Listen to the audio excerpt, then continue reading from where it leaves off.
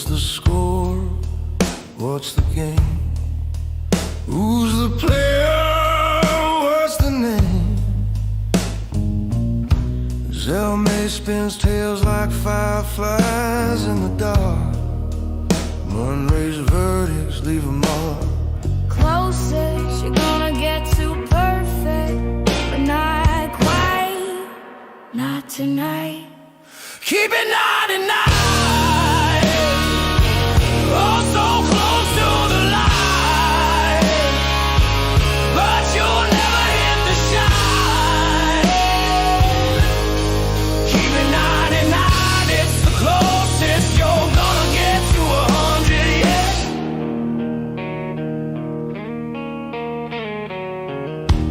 Unique coast flow cuts like a knife, twisting rhythms full of life. The storyteller whispers truth in the night. Fraud judge rules with a crooked side. Closest you're gonna get to flawless, but it's raw, it's lawless. Keep it 99. Oh, so close to the light, but you'll never hit the shine.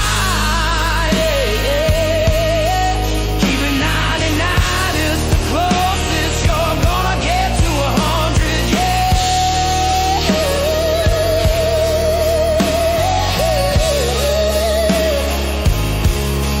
Keep it 99.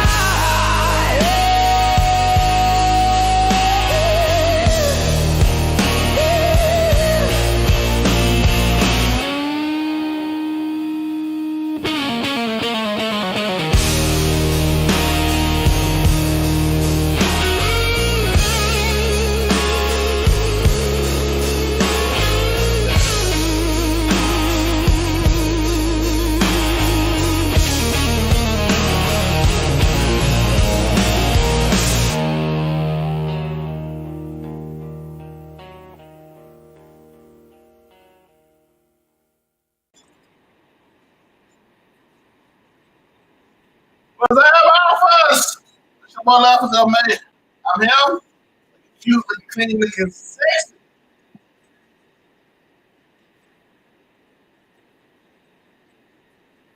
Oh, I love it. I don't know how to get it, by the way. But I'm supposed to play them. But regardless, I'm Zelme. I look cute, I look clean, I'm looking sexy.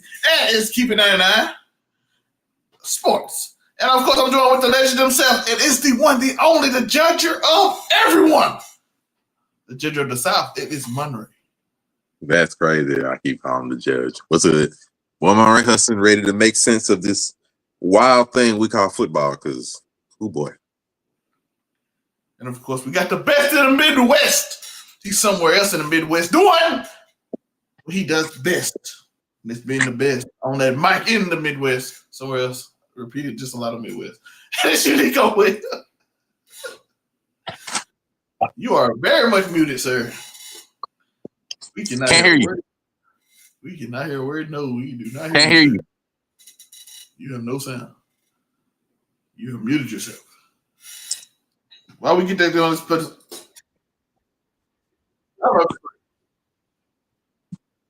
But we apologize for the technical difficulties. I understand perfectly.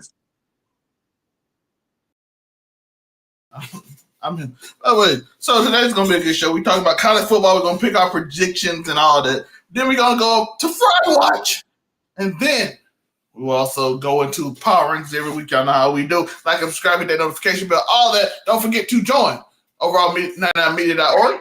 Go over there, go check us out. Each page, like I said, it's gonna add a lot more. It'll be like a little mini kit for everybody when I have time to do it. A lot going on. 1, 2, say something, Unico. Hey, listen to me talk. Now back to what I was saying. I am the big conference. That's me. I am the big conference. I am the Midwest very finest. And now I got the West Coast right there on my side too, baby. So we back. And I can't wait to talk about college playoffs and all the let's get the show started, man. But like I said, overall, $9 like you gotta go to their website. Everybody will get like a media page sooner or later whenever I get time to just build it out. But their pages are right there. It takes you links to everybody in their individual pages and our affiliates, whether it's Sculpture, soon to be a name change, but when we get there, they'll change. So also Blurred, the Blurred Cartel, what it sounds like, all the affiliate channels will be on there as well. And all the shows this month, we can bring all of them back. I'm gonna try to get I'll Be That News and Purpose back. Those are a lot harder to bring, but Just a Fan and Man Cave will be back. And as well as Zell Theory already back with 3 episodes this week. One came out yesterday, one coming out tomorrow, one coming out Friday. Zell Reacts will be back. Every show I ever did, I'm gonna try to bring them back at least once this month. Because a video every day this month on the main channel, as well as this, because this is usually not on the main channel. So if you want to watch this, go and join the Overall 99 Sports channel. But for this entire month, it will be on here. Same with Casual Conversation on Thursday. They have their own channel. So if you enjoyed that show on Thursday, go over there and join it. But for this month, all these shows will be on here because we're bringing all the shows back that was on here, as well as overall keeping an eye on our reviews. Got to bring it back for starting next week. I think next Monday. Yeah, next Monday we will do. I don't know, not next Monday. Sometime next week we will be doing the Bel Air review because some reason they dropping all the episodes at the same time. Yeah, so, we'll just do it sometime. All I can tell you. It'd be this month. Monday, but I've realized that Monday is not a 2-episode drop. It's a 3-episode drop. And they all like 50 minutes, so no, we will not do it Monday. Because this week was a 2-episode drop. Sometime this month, all we can say. Yeah, so that will be there, as well as the Make It Make Sense award shows on all the year-end reviews at the end of the year. Of course, we're doing an award show December 31st for best moments of the year with all us and all that. We're gonna try to get everything down pat with all that. So be ready for all that. A lot coming on this month. So I will say this in every video. I apologize, but a lot going on. Overall99media.org as well. Go cop some merch. I'm Cute shirts are here. I will have one soon. So quarter zip, it'll be a shirt. So I appreciate that. Everybody watching. Sorry it took so long, but let's get into sports. What y'all here for? Damn it! Talk about the sports. Damn it! We got the locked list. These are the teams that everybody is saying locked into the NCAA tournament. As we go over the brackets to go over who should be where and what seeding there will be. But right now, we're just going to tell everybody who the locked team, and we want to get everybody's thoughts on the locked team as well as everything else. First lock, Ohio State, of course, locked in no matter what happens in this game. Same with Indiana. Win or lose, they both undefeated. They both locked in because they don't end up with one loss. Next up, Georgia. Win or lose, locked in. They have beaten most of the other teams. They have beaten a lot of the teams that's up there with them in this lock list. So Georgia will be up there. Texas A&M, locked. They don't play another game. Only one loss. They in. Texas Tech, they are hoping that BYU win this. Texas Tech win this game so they don't have to put BYU over another team. Oregon, of course, they don't have another game. Ole Miss, of course, they don't have another game. They only one loss. Oklahoma, shocking team, but they up here. Only really one of their losses, they had a quarterback with a concussion, which I think was to Texas A&M or Texas, one of them. So they lost to they lost Texas, but their quarterback. One of the games their quarterback was injured, and for some reason, Notre Dame. Which is interesting because I'm gonna get to this before everybody. We're gonna let everybody thoughts. This is my thoughts. Miami and Notre Dame has the same record. Miami beat Notre Dame. So how is Notre Dame locked? And Miami isn't. No, okay, you can say, okay, that was early in the year. Notre Dame and Miami played 4 similar teams. They played 4 of the same team. They all beat them. Miami beat 3 of the 4 teams worse by a lot more than Notre Dame. Not only that, statistically, Miami is ranked higher than Notre Dame in almost every category. Matter of fact, Miami has better wins than Notre Dame because Miami beat Notre Dame.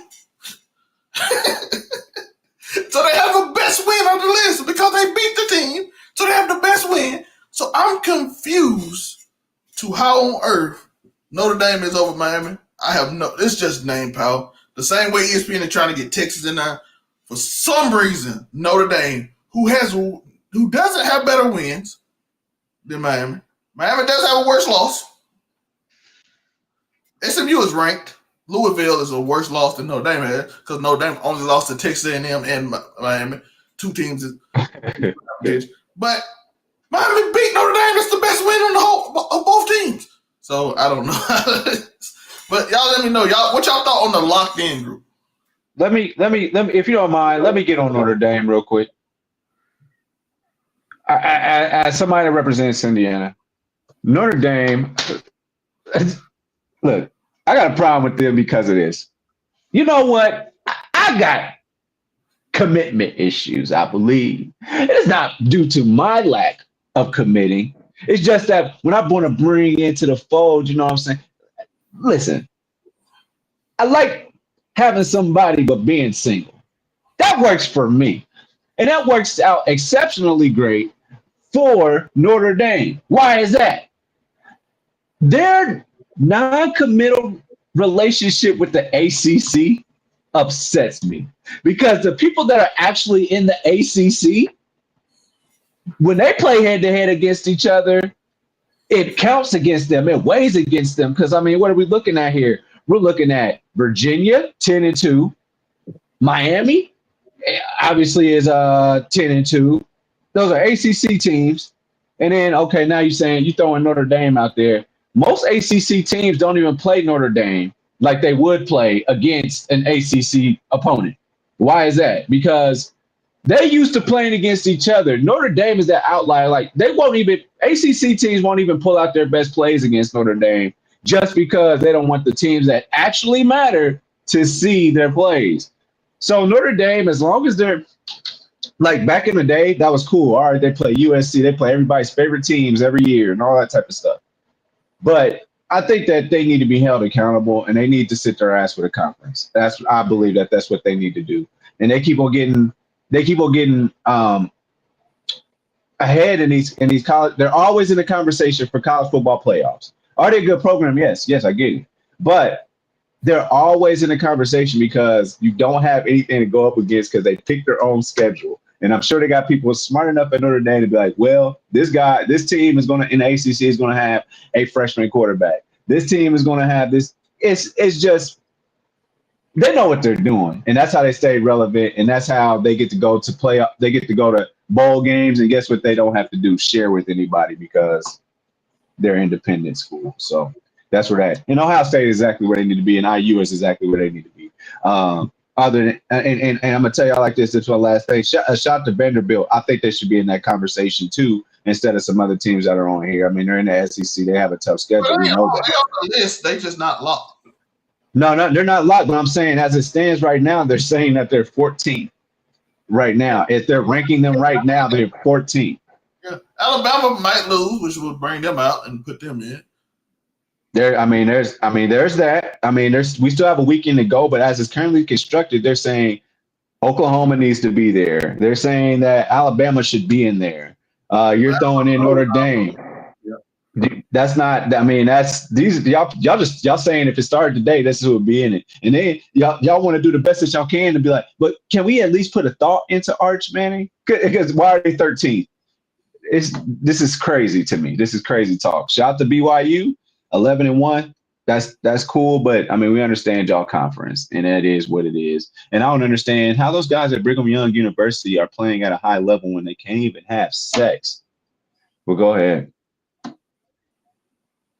Yeah, but they part of the locked in group. By the way, like I said, they are the tournament committee is 100% rooting for Virginia and Texas Tech this week because if BYU get in, they get an automatic bid. And if somehow Duke beats Virginia and they get automatic bid, we got a bunch of hell gonna break loose in the tournament. Yeah. Look. Did you say Duke would get in if they won? Well, no, Duke wouldn't get in regardless. But it's only okay. It's only two really bad things. No, it's only two really bad things that would make this whole roster of 3 through 12 go to hell. If Duke and beat Virginia. If Duke screw around and beat Virginia, all hell gonna break loose. And if Bama loses, because if Bama loses, it's gonna open the way for because Bama having 3 losses would be really hard to explain why they would still make top 12 with 3 losses. It would really be hard. even if that was to a team they formerly beat early in the year with Georgia, it would just really be hard to explain 3 losses and justify why they would still be there.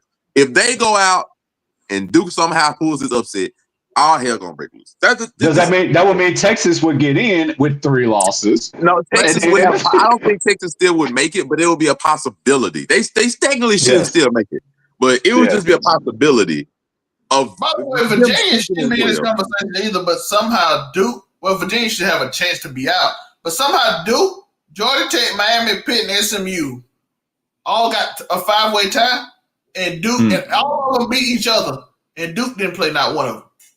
No, the Duke doesn't get in regardless. It's just Duke has a chance to screw this up. Losses, by the way, gets in the ACC championship game because they didn't play none of the teams they tied with, which is crazy to me how that works. Essentially. I mean, Texas Tech winning, like I said, those two things can't happen. Those two they can't happen. SMU, Georgia Tech, Pitt, and Miami got a better record than Duke, but because they all had 2 losses in the ACC.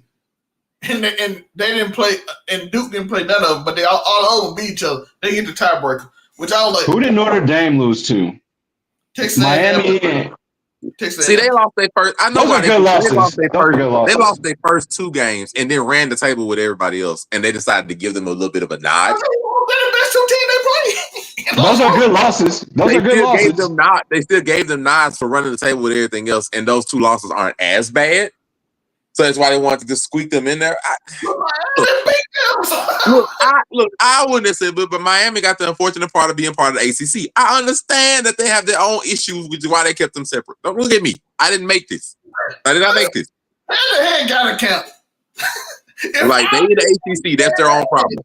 I'll beat you. They're in the ACC, and the problem with them is that they're not a part of the championship game, so like they have to let that pan itself out. I didn't make the list. It ain't my dang fault. But Notre Dame being in on Miami is still crazy to me. So we're going to go to some of the other ones. These are still available because we have 3 spots available. One is going to the G5 highest ranked team, which right now is Tulane. So Tulane win their game. They are in the playoff. The other 2, Bama also gets locked in with the win. They won the SEC. And then the ACC championship team will get locked in too. So we'll see how that goes. That's very interesting. Yeah, this schedule is ass. I'm looking at Notre Dame's schedule. It is pretty ass. They play a tough team. Also, but they lost them. They were close games, one by 3 points and one by 1. So, but other than that, though, the rest of these games were blowouts, and this is crazy. Miami also played 4 of the same team they played, and Miami beat 3 of them way worse than Notre Dame did. So it's gonna be insane. It's already crazy. We thought that this would be more simplifying the college football playoffs. Okay, just let the top 4 teams get here, then just let the conference champions get 5 through 8, and then the rest of them go here. No, it's even more complicated now because teams did not want to lose and win like they were supposed to, and at least 1 or 2 teams getting upset every week. Now you got this snafu on everywhere between 4 and 12. Oh, I don't want to even see. I don't even want to see the playoffs if Texas make it in. I'm just gonna tell you that. If Texas make it in, I don't even want to see the playoffs at this point. It's just gonna be nothing That's a conspiracy. That's a conspiracy. That's the man. I don't want to see the playoffs. We gotta go over some of the championship games to figure out who we gonna have automatically in. Alabama, Georgia, who y'all got winning? I got Bama because for some reason, I don't think Georgia is just going to go all out in this game. Like, they already locked in the playoffs no matter what they do. And the only difference between this and the other would be they would have to have a home game in the first round or they would get a first round bye. Maybe they really, really want the first round bye, but I'm also of the mindset that they wouldn't want to go full out to possibly have some kind of injury or something before you get into the playoffs. So in my mind, I think Georgia holds back a bit. And if Alabama's desperate, because they're like, we have to win. So if they're desperate and, your head coach is basically playing for his job, because if the head coach knows anything better about Alabama and you don't win this game and you get put out the playoffs with 3 losses, they're going to have your head. So therefore, he's going to be desperate. Bama going to be desperate. And I think Georgia's going to be a little more chill. So, and Alabama technically did beat them earlier, so they have at least some idea of what works. I just don't think Georgia's going to go too far and beyond on the game that don't matter as much for them as does matter. If that situation happens, bro, they're gonna have his head. They're gonna have his head. Ole Miss is at number 6. If Alabama loses, if Georgia loses, they go behind Ole Miss. That means Ole Miss moves up. I mean, they'll move up. They'll move up. But if Ohio State blows out Indiana, Ole Miss moves up. Ole Miss gets a bye in the first round.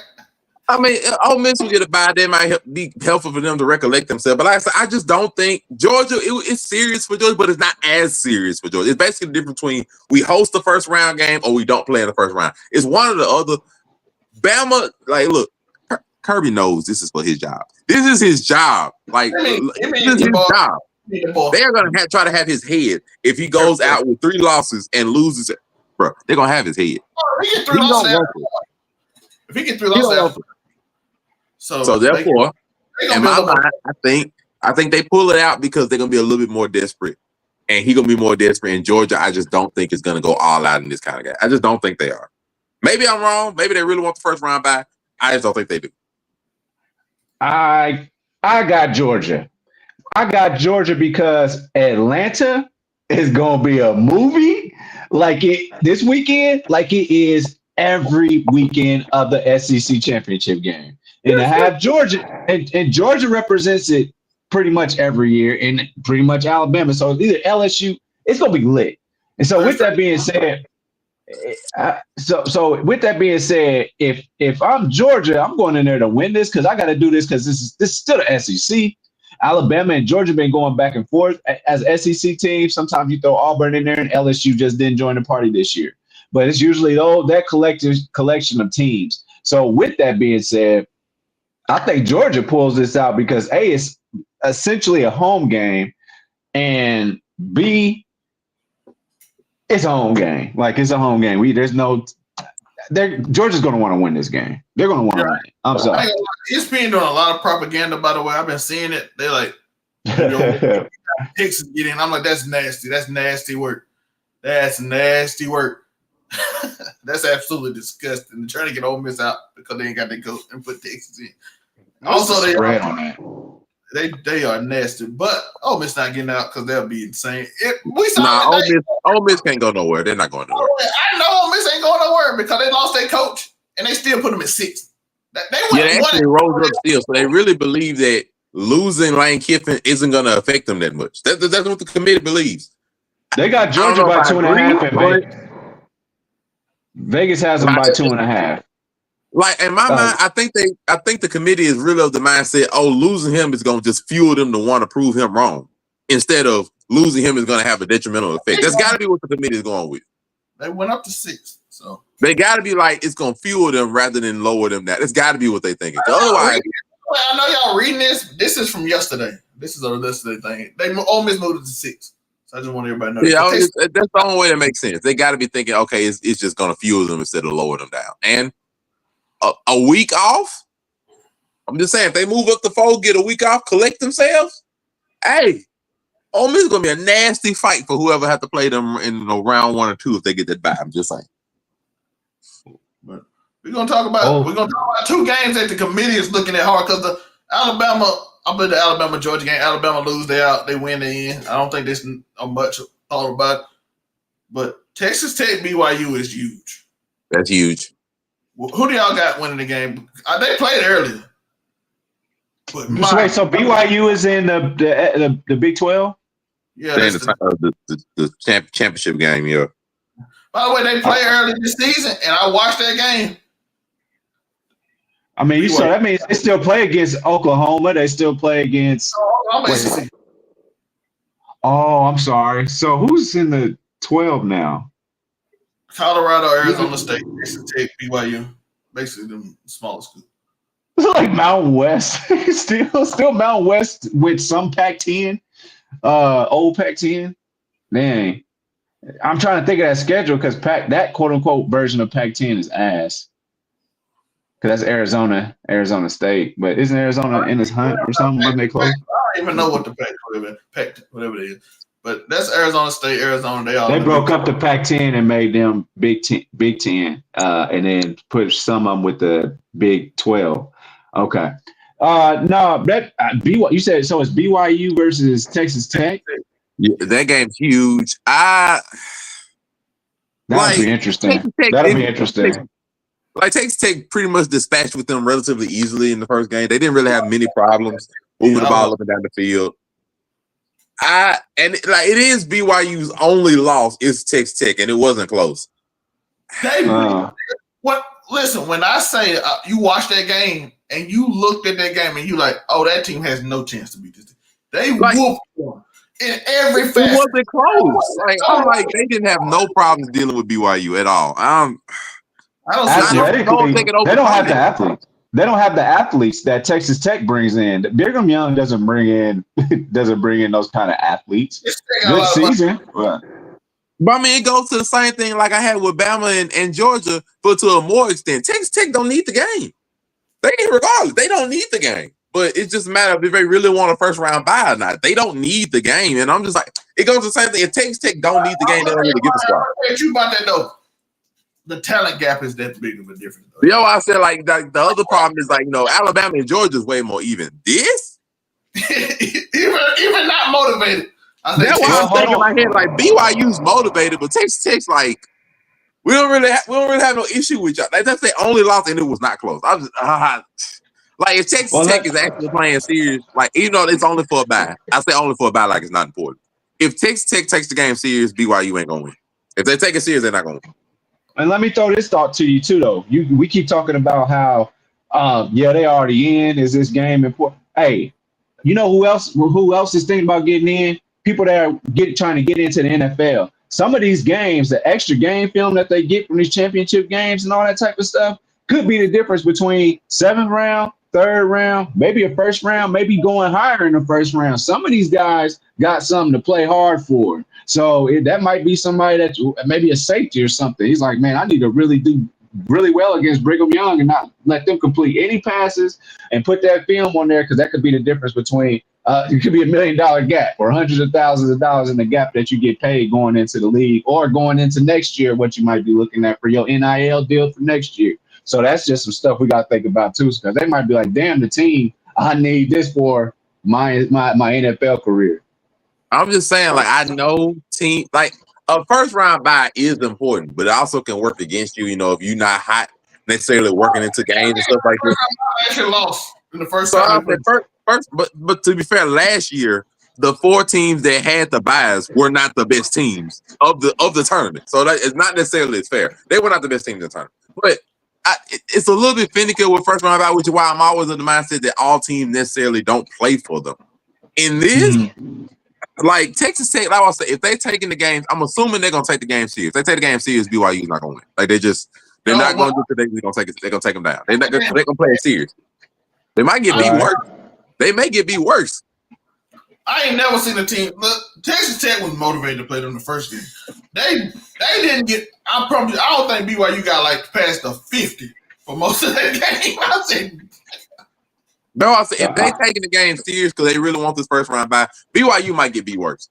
They may get beat worse, and it's hard to overcome not only the talent gap but the determination that we need to win because we don't want to play next week. BYU might not can stop that. They may not be able to stop that. If they take it serious. I watched that game. I said I don't know how BYU overcome. If they take it serious, I don't see them winning.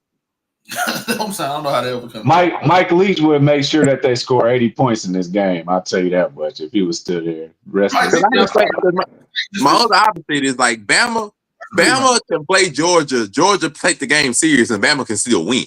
That's why I'm just like I'm of the mindset Bama can win that game. This one,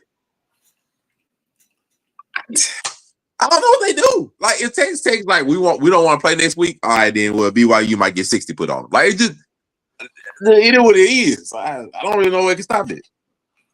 Yo, that team got dismantled that first time. That was y'all don't belong. That was a you don't belong here kind of game.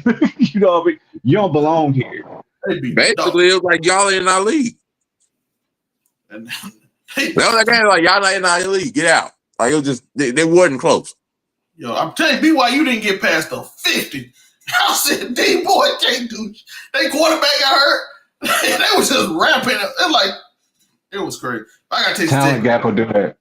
Talent gap will do that to you, man. No, I think especially in college. College has a nasty gap. Like it is what it is. I think the Big A 12. grown man is a grown man, and a kid is a kid in college. Like that's Since the NIL here too with Texas Tech money, there's nobody in that conference can compete with them. Texas Tech got old money too, boy. I bet they would have been able to compete back in the day. It's gonna be ugly. It's gonna be ugly. I just learned that Colorado, Arizona State, and them struggling with Arizona State now. Arizona got money, but Arizona State and them struggling with money a little bit. Texas Tech got like a surplus of a like super. They ain't gonna have the LSU money he about to have though. I can tell you that much. Hey, Texas Tech was waiting for the day that they could use NIL. They said, "All right, bow, now we good." They was waiting. Yeah, Texas and Texas A&M gone too. Shit, this our conference. Yep. This our conference now. But yeah, it can be. Texas Tech could be running things for years to come. Honestly, them other teams going to ask for them to get out the conference. Basketball is going to have to do it for your Arizona States, and I mean in Arizona, and like your basketball program is going to have to do it. BYU basketball team. They make it every year. That basketball conference is going to be nice though for them. Texas Tech ain't winning it. But I don't think money. No, they ain't winning that. But I'm just saying that basketball team is going to have to generate money, the NIL money for football if they actually want to do something. Arizona State, BYU, all really good basketball program. Yeah. Speaking of a good conference, Duke, Virginia. Man, look, I told you, Virginia cannot lose that game. I would say for the safety and the health of the college football playoff and the committee's prayers, Virginia cannot lose that game. Like they cannot lose that game. You want to let a 5-loss team, it's gonna be 5 losses if Duke lose. You want to let a 4-loss team throw off at least 6 different slots in the college football playoff rankings. They're gonna throw off at least 6. At least 6 if they win that game. People lose their job. People lose their jobs if they have to end up making a decision based off of the Duke win. People will lose their job from the playoff committee all the way to people, analysts and the analysts on they actually gonna have to do their job. It's gonna be bad because yes, agreed. I want the chaos. No, Ole Miss, Texas A&M, Oklahoma, Bama, Notre Dame, BYU, and Miami, and Texas all get affected if Virginia loses that game. They all get affected if Virginia loses that game. It's going to be so bad. So bad. If they lose that game. It's going to be so bad. It shouldn't have that much stakes to it. But like 6 different teams are depending on that game, bro. Virginia can't lose that game. Facts. Oh, my gosh, they can't lose that game. I'm here for the chaos of it. I think they might cheat for Virginia winning. Because it's too much on the line. People are going to be exposed, y'all. People are going to if they lose that game. Virginia not the best team in the ACC, but they're a good team. Duke is not a good team. No, Duke is a bad team. They can't lose that game. They cannot lose that game. It's going to be so bad. Like Virginia ranked what 17th now, so they be in the regular. They 17th. They shouldn't lose that game. But bruh, we've seen ranked teams lose to unranked teams all season. How we got here? So if Duke wins, Duke won't even be ranked if they got in the tournament still because they're gonna have 4 losses regardless. They're not gonna be in it regardless. But oh my God, Duke ain't. They got 5 though.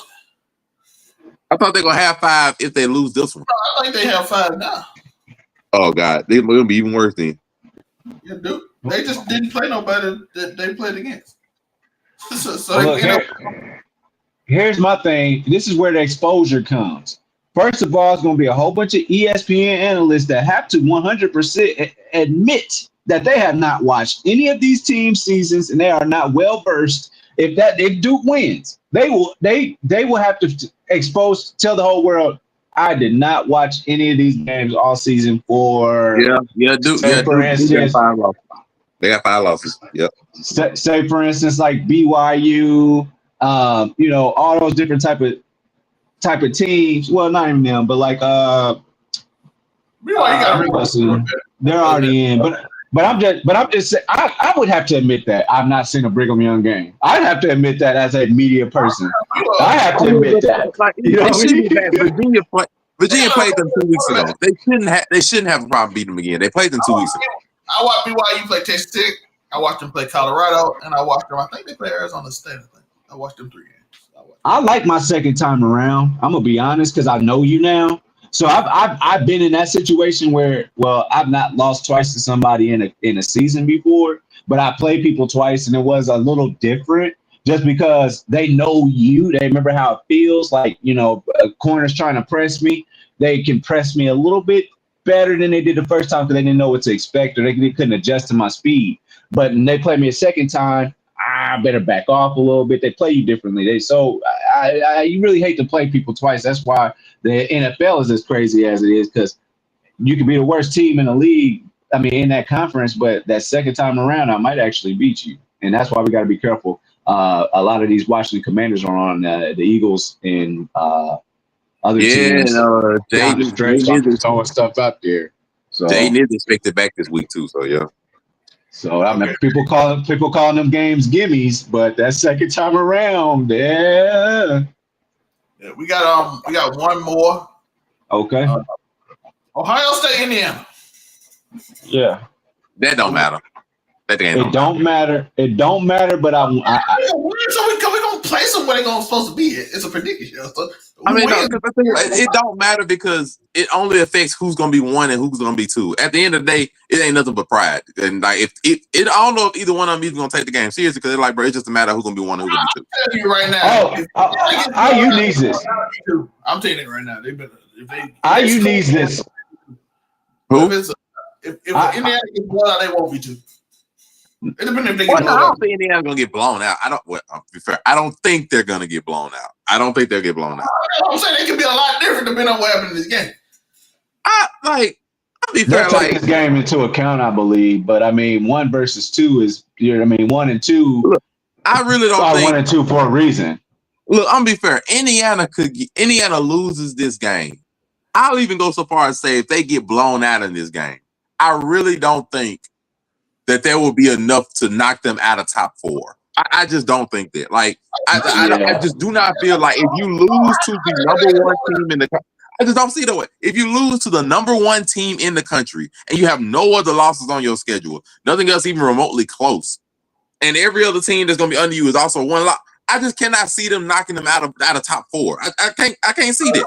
Like, it's only going to be 4 teams in contention. So let's go. If Indiana gets blown out, do they get hit or Texas A&M? Yeah, you do. Okay, if they get blown out and Georgia win, do they get in over Georgia? No, Georgia is Georgia. They not. No. Georgia, they wouldn't get over Georgia. That's no. Okay, Texas Tech. Would they get over Texas Tech? Both got weak schedules per se, for most part. Yeah, you put them over Texas Tech. You would. Yeah, because y'all only lost. No, I'm saying, are you saying IU has a weak schedule? They have only played Oregon. So yes. Ole Miss. Will they get ahead of Ole Miss? Yeah. Ole Miss has more top. Ole Miss has played a lot of these teams on this list. Indiana has beat Oregon. Ole Miss has beat my main reason for that is like if my only loss is to the number 1 ranked team in the country, it's not really a lot of negative you're gonna say on me on it. I just like they would have to get blown out. And I just don't feel that way. Ole Miss will be the only loss will be to the number 2 team in the country if they get. They only lost but you lost to me. Like so I you lost to me. But if Ole Miss game would have been closer, if blowed out, only if blowed out. I still don't think that because, like, bro, there's no way you're gonna put a team I beat above me and we have the same record. That don't make sense. Georgia, we're not talking about Georgia. We're talking about Indiana versus Ole Miss. Georgia will be ahead of Ole Miss. Georgia will be ahead of Ole Miss. Yeah, Georgia be ahead of Indiana if they got blown out like that. Indiana lost to the number 1 team in the country. Hypothetically, if they blown out, listen, if they don't get blown out, we agree they'll probably still end up being number 2. They'll be number 2 or 3. I'm looking at the actual IU schedule because I know that they had some close games. Yeah, this is probably IU gonna get blown out, man. This hypothetical. I'm looking at it. This is looking like a blowout. I'm looking again now because the only other Indiana is going to have the boon of having the number 4 team that they've also beaten under. I don't see them falling out of 4. I can't see it. Even if they get blown out, I don't see them falling out of 4. They might, man. I mean, you was in a 5-point game with Iowa. Okay, yes, you did beat Oregon. I'll give you that. Like you beat Oregon. So for me, I think you would move Georgia up and if you want to argue, Ole Miss might be ahead of them. I think that's fine. I don't really see a way you could put Oregon, Texas Tech, or Texas A&M in top 4 above them. I can't see that. Oregon can't go ahead now. No, I said Oregon can't do it. I don't think Texas Tech. I don't think Texas A&M is going to have enough in Texas Tech. I agree with Monte. I agree with Monte now. I'm looking at it. I don't think they'll put Texas Tech A&M because Texas. I can't see them putting out of the one-loss teams. You Notre Dame though. How much they value Notre Dame because they love Notre Dame and Texas A&M did beat Notre Dame. I can't do it. Like, I can't see it. My only loss to number 1. I also have beaten number 4, and you're gonna put 4 teams above. I can't see that. I can't see them putting 4 teams above, and the number 4 team current, you wouldn't be one of them, and you have to argue Texas Tech, Texas A&M, or Ole Miss. I'm giving you Ole Miss. I'm giving you 3. So even taking Georgia and Ole Miss, you got to make an argument for either Texas Tech or Texas A&M to be above Indiana after a whole season. I can't. I just don't see a way you can argue that. I can't see it. A fun scenario though. If Ole Miss gets number 5 and Tulane gets number 12, being the last seed in, Ole Miss already played Tulane and beat them 45-10. So they ain't gonna do nothing but boost them up. You are trying to find the best possible way to let Ole Miss get this bye. That's what I've noticed throughout this whole time. You were trying to let them get this bye. Listen, you know what? I'm rooting like hell for them since that man left them like that. I'm not gonna lie. I am biased. That man left them kids lying dry and my cousin on team. So I am he did what was best for him. Yeah, it's a little dirty, but we also have to blame the NCAA scheduling because this is a horrible time for this to happen, and it's all their own fault. So yeah, he did what he felt was best for him. Yeah, Ole Miss got done a little dirty, but the NCAA needs to change their schedule after this because this is horrible. But like I said, I'm letting y'all know I am rooting for them. If they can somehow get that Cinderella story off, that shit gonna be epic. I'm not gonna lie. You think Ole Miss runs the table? I said if they could. If they run the table, it'd be wow. That quarterback, by the way, they quarterback Chambers. If he played the whole season, he'll be a Heisman Trophy candidate, and it's crazy. I'll tell you, I'm telling y'all now why IU will not drop. IU will not drop if they lose in this game because how many losses do they have? What? None. That'll be the only loss. That'll be the only loss. So now let's look at these people that have losses. They lost them in the season. Some of these people's seasons are done, right? Like Ole Miss, because Ole Miss is not going to wear a championship game. IU has an extra game. But if there was not an extra game, you just say that they're the only other undefeated school. So the fact that they have to play an extra game, well, Georgia but they got a loss there, man, in the season, sir. IU does not. That's what you have to go off of. You lost in the season. I have not lost the season. If I didn't have to have this, I would have a perfect record. Period. So I think that IU doesn't drop at all. And like Ole Miss, if they get blown out, drop. But like I said, if they don't get blown out, they don't drop. If they get blown out, they drop. No, I mean, in my mind, if they get blown out, they drop at best 2 spots. At best 2 spots. I don't think there's an argument that they could drop top 4. I don't think they drop out of top 4 at all. I just don't think there's a way you can argue that. Even with a blowout, you kick Texas Tech out. You kick them out of that if they lose. You push them down I just don't to think make there's a room way for you can put 4 teams above them, even if they get blown out by the number 1 team. There's just no way you can argue 4 teams above them. I just don't see it. 3 and bits, not 4. I'm gonna be Texas Tech schedule ain't been good enough, and Texas A&M. Somehow Texas A&M avoided everybody. It's that side of the SEC. It's that side. It's not their year to play the other side. But the other side is Ole Miss, and they just still somehow skip them. Like, how do you get Arkansas? Like, this is the year you get to play Arkansas. You know what I'm saying? This is their year to get them. That type of get them. Yeah, I just think that Georgia would be the only team that would just overtake IU. But I will put them in a preemptive as a segue here. A preemptive. IU is on the fraud alert heavy. Period. They are on the fraud alert. This could be a very fraudulent team. As long as they don't get blown out, I think nobody's gonna really sweat to anything about them. If they get like 50 put up on them and they only put up 10 points, then we might be like, okay, they might be a little more vulnerable than we thought they were. But otherwise, be fair, while we talking about this, we do have to bring this up. This could also be a fraudulent alert on Ohio State because they also played nobody of real major mention on their own schedule. We just gonna keep it a bean because we've also said throughout the shows that Ohio State may not be the real number one, and they Y'all have said that. only Y'all played. said that. Y'all said that because I know I said it. I ain't deny. I know I said Indiana might have a better case to be number one. Right now, they've clearly only the best team. Clearly the best team in the nation. the only team Ohio State has played. The only team Ohio State has played was Michigan and Illinois. Oregon, Those are the only ranked Oregon. teams they played. Oregon. No, They play Oregon. They play Texas. They play Texas. We'll give you Michigan. Texas and Illinois. Texas, Illinois, and Michigan. That was it. They're the only ranked team. They have not played a single Oregon top 10 early team. in the season, man. They have not played a single top 10 team. Ohio State has not played Oregon. So, like, arguments can be made that they may also become, exposed. Texas Tech would have a better win than Ohio State if they did lose that. Now, if we being fair, let's just go on the opposite spectrum and say Ohio State get blown out.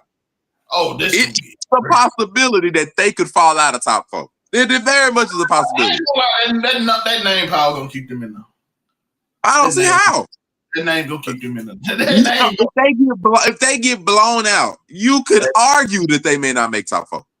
You telling me they ain't gonna have Ohio State, Michigan, Notre Dame in the top 4? No, they gonna make sure they gonna look at we had to be fair and look at Indiana's regimen. Ohio State does not have a single impressive. Like they have a bunch of blowouts on sorry teams and non-ranked teams. They do not have a single impressive game, not even a victory, a game on a top 12 team. The top 4 would be Indiana, Georgia, A&M, Ole Miss, and Texas Tech. You telling me right now they not gonna have a single true old school blue blood? Georgia's a new blue blood. Look, we in the day of the NIL. We are in the era of the NIL deals. Sometimes stuff ain't gonna go the way you think it will. It's gonna be a cold as hell. Not one of them big name teams gonna get in. Bro, like, look, I'm sorry. We are in the days of NIL. Sometimes it just may not be pretty when you get to the college football playoffs. But I'm telling you, if Ohio State get blown out, now they probably don't get blown out, but they get blown out, they get 50 put on them 50-10. There's a realistic possibility. They may look at them and be like, bro, we cannot justify putting them top 4. When all these other one-loss teams just got better regimens than schedules, better like resumes and everything they do. Like Ohio State does not have a single solitary quality game. No, let me tell you why though. Hold on. Let me tell you why though. The Big Ten beats up on each other, and that's why they're not ranked as high because they beat up on each other. So you got good teams. Play nobody. Play nobody. No, you saying they're not playing nobody based off the record. You're not saying because of like, okay, I'm Washington, and I go play you. I'm Washington. They're ranked that way because you're going off of wins and losses, right? So what happens if you're in a conference that is so good that they actually beat up on each other and they look worse than what their record indicates? Does that make sense to you?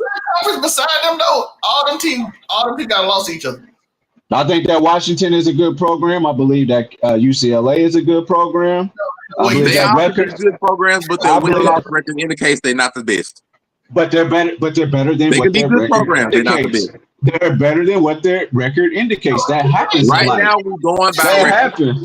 You go by record. We ain't got. You can give 30 points. We've been arguing for weeks. We've been arguing for weeks. Congratulations for coming, but right now you're not important. That's what it is. Look at everybody. You see that SEC list right there? Everyone of them teams beat each other. You said what? Everyone of them teams on the SEC list right there beat each other. Every team on the SEC beat each other. So how they all just have one loss here? They had some because they're good. They all beat each other once or twice, so it evens out. Because they're good. They only lost against each other. They lost to each other and beat up everybody else. Championship game right now, them and Texas and them, because every other team got only one loss in the conference as well. You know what? It's too early. It's too early to argue the Ohio State thing right now. So go ahead, y'all got it today. Don't worry. When I come back like I did, when I come back like I did last year, it'll be the same crickets, just like y'all heard, just like No, last just year. Y'all ain't hopefully gonna they have don't shit to get say. blown Y'all ain't out. gonna have That's all. shit to say. Hopefully they don't get blown out. That's all we need to hope for. They don't get Who, blown who out. they gonna get blown out by? Who? IU? That's not No, I'm even a. saying we have to hope that they don't get blown out. That's all it is. Yeah, so that's just a mute point, but Monte just put it if it is. Yeah. Okay. I'm sorry. I didn't mean. I didn't mean to turn up about a mute point. My apologies. that Ohio disrespect gotta go, man. That Ohio State disrespect, man. That just irks me because Monte just put a hypothetical out, and I just put it out to be fair. Like we were looking at Indiana and what happens if they get blown out. You have to be fair and like, well, if Ohio State get blown out, it might be a little worse. everybody here picked Ohio State to win the game. yeah, I can't see a world where they lose to IU right now. So we got Ohio State number 1. Cause we finna make a little break real quick, and then we're gonna move on. Ohio State number 1. Who we got number 2? Georgia. If IU loses, then I have to give it to Georgia. Okay. Number 3, we going with Indiana. Well, no, actually, I'm gonna go like if IU loses in a close game, IU still stays at 2. I like that too. Just because that's an extra game, they could just end the season 12-0, and If that gives you close, the right to be nobody's there. gonna be like, well, you lost by 3 points to the number 1 team. Nobody's gonna look at that bad. I thought I'm saying they're gonna get blowed out, so I'm gonna move them to 3. Oh, I don't think they'll get blown out. I technically don't think that should be. It's gonna be a close game because they're gonna determine if it's 2 or 3. Yep. Is that you getting blowed out, Joe?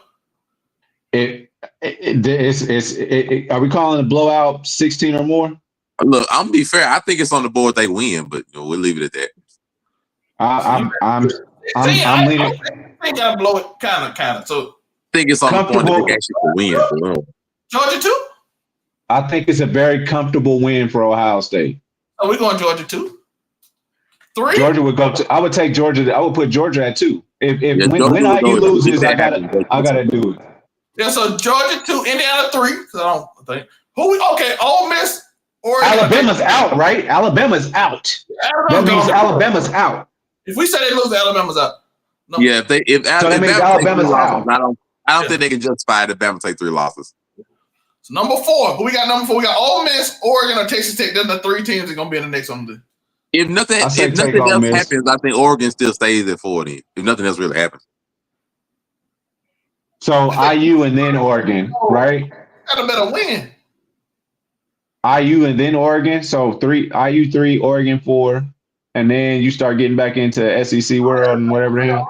Oh, we got Oregon 4. Who we got 5? Texas Tech or Ole Miss? Which one? So then Ole Miss will be 5. That would bump them up a spot. Okay, Ole Miss over Texas Tech.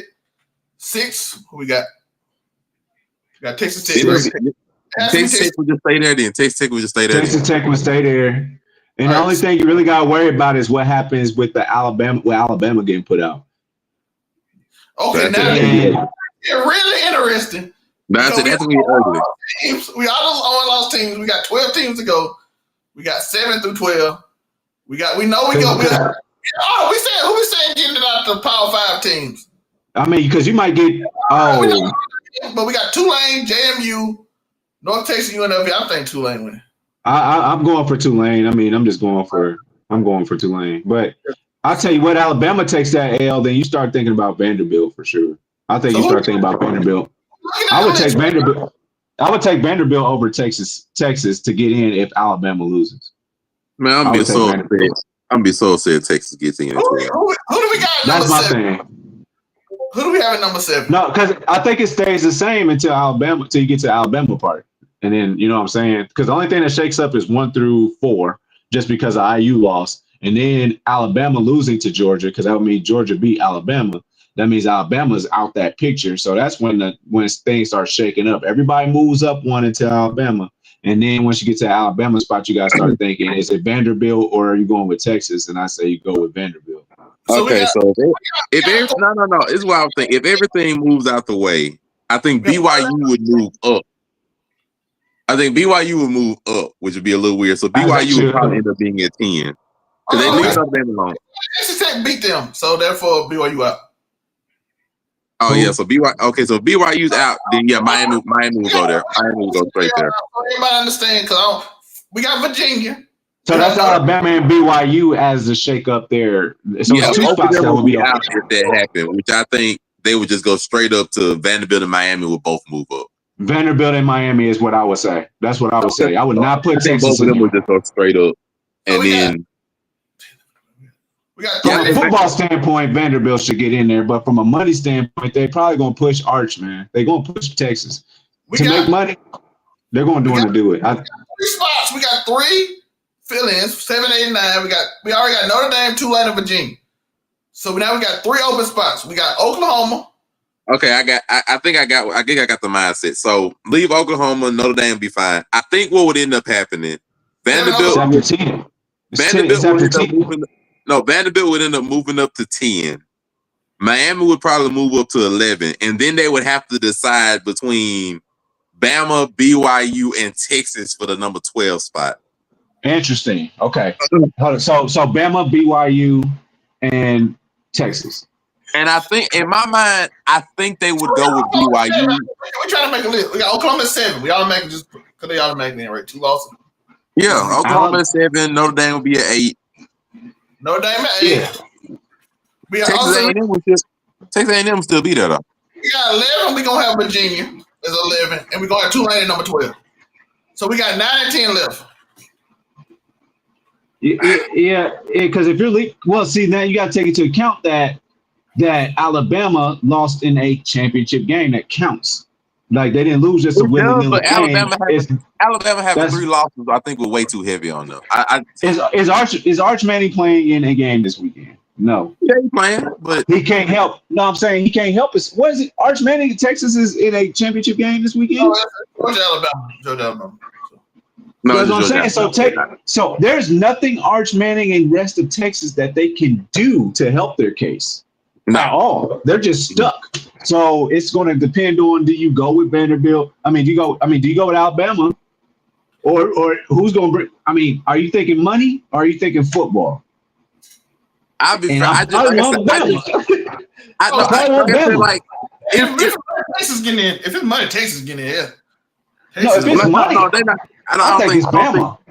I think it's Texas. Bama. Like that, you would have to decide between BYU taking a loss to a top, 16, or Alabama taking a loss to a higher team, but they have 3 losses.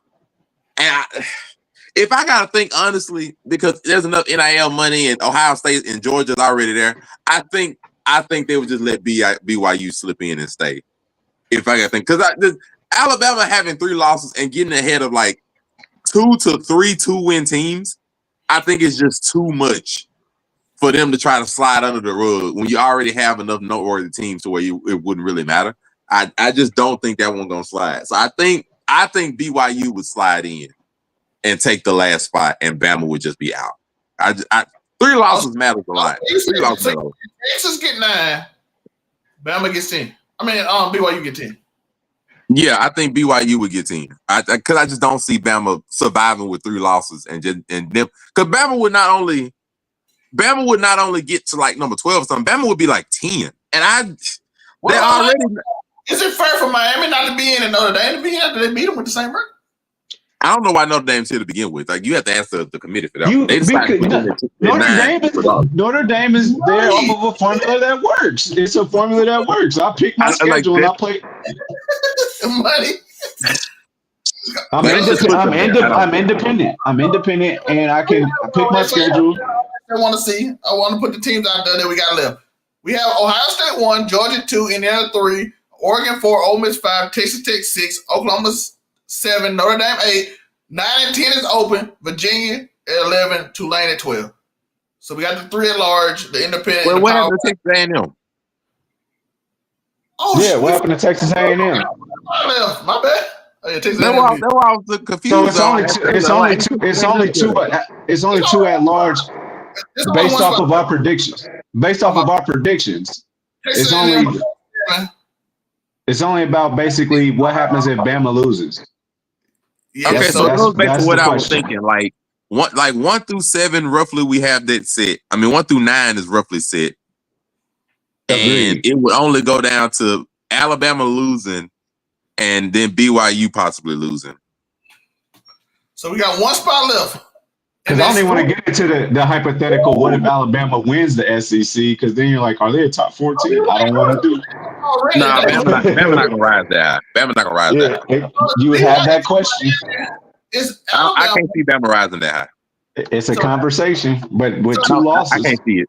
I can't see Bama rising that high. They only have 2 losses, but it's one loss teams ahead of them. I can't see them rising that high. This last team thrown out anyway.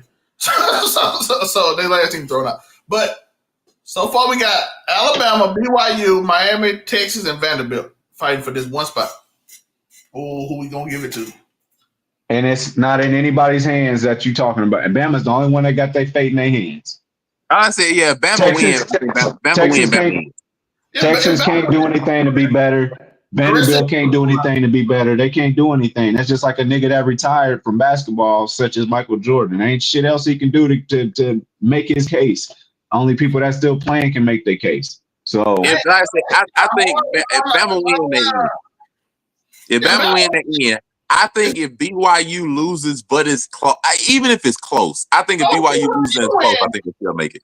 When BYU win, this is mute too, because it's mute in. But I'm saying if BYU loses, but it's close, they still might be able to get in over Vanderbilt. Miami is still weird as to why Notre Dame was chosen above them, but if BYU lose close, like it feels like a 3-point loss, even a touchdown loss, they may still be able to slide in. I would feel so bad for Miami to watch a team have the same record as them and not get in. That would drive me insane. I'm not lying. As a player, I'd be like, this ain't even real to me. I beat that team and they're in, and I'm not, and we got the same record. That would drive me crazy. By default, I would want Miami in because that would drive me crazy. That made the tournament weird, bro. Hey, we'll see what the college football committee decides to decide. But have you and Unica ever seen in a world with 2 teams basically in the same conference? Because basically what Joe said is right. They play the ACC, but they play all the weak ACC teams every year. And then they'll play one good one just so they can say we played a good ACC team. And they lose to that one good one. And then they don't have any wins better, but the team that they lost to is the same with the same record. And they don't get in, but we do. That's awkward. That is very awkward to me. Look, ESPN still ain't gave me that good of an explanation as to why Notre Dame made it out of nowhere anyway. I don't even know what to tell you. The only reason put them on here because ESPN told us they locked in. ESPN gonna make sure they locked in.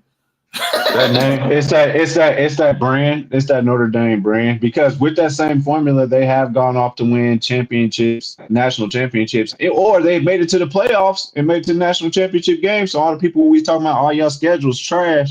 They still made it far in the playoffs when they actually had to play against the big dogs. So I mean, it's valid.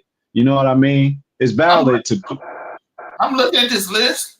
If Alabama program's solid, they might sneak Texas in. I'm not gonna lie. I know that's what they want to do. They want to. I feel it in my spirit. They are literally ESPN right now is threatening the committee, talking about, if you do this, the regular season ain't gonna count and nobody gonna play nobody. They are threatening that they won't play important games in September. Like, y'all ain't gonna get y'all games no more if you don't do it. I'm like, what?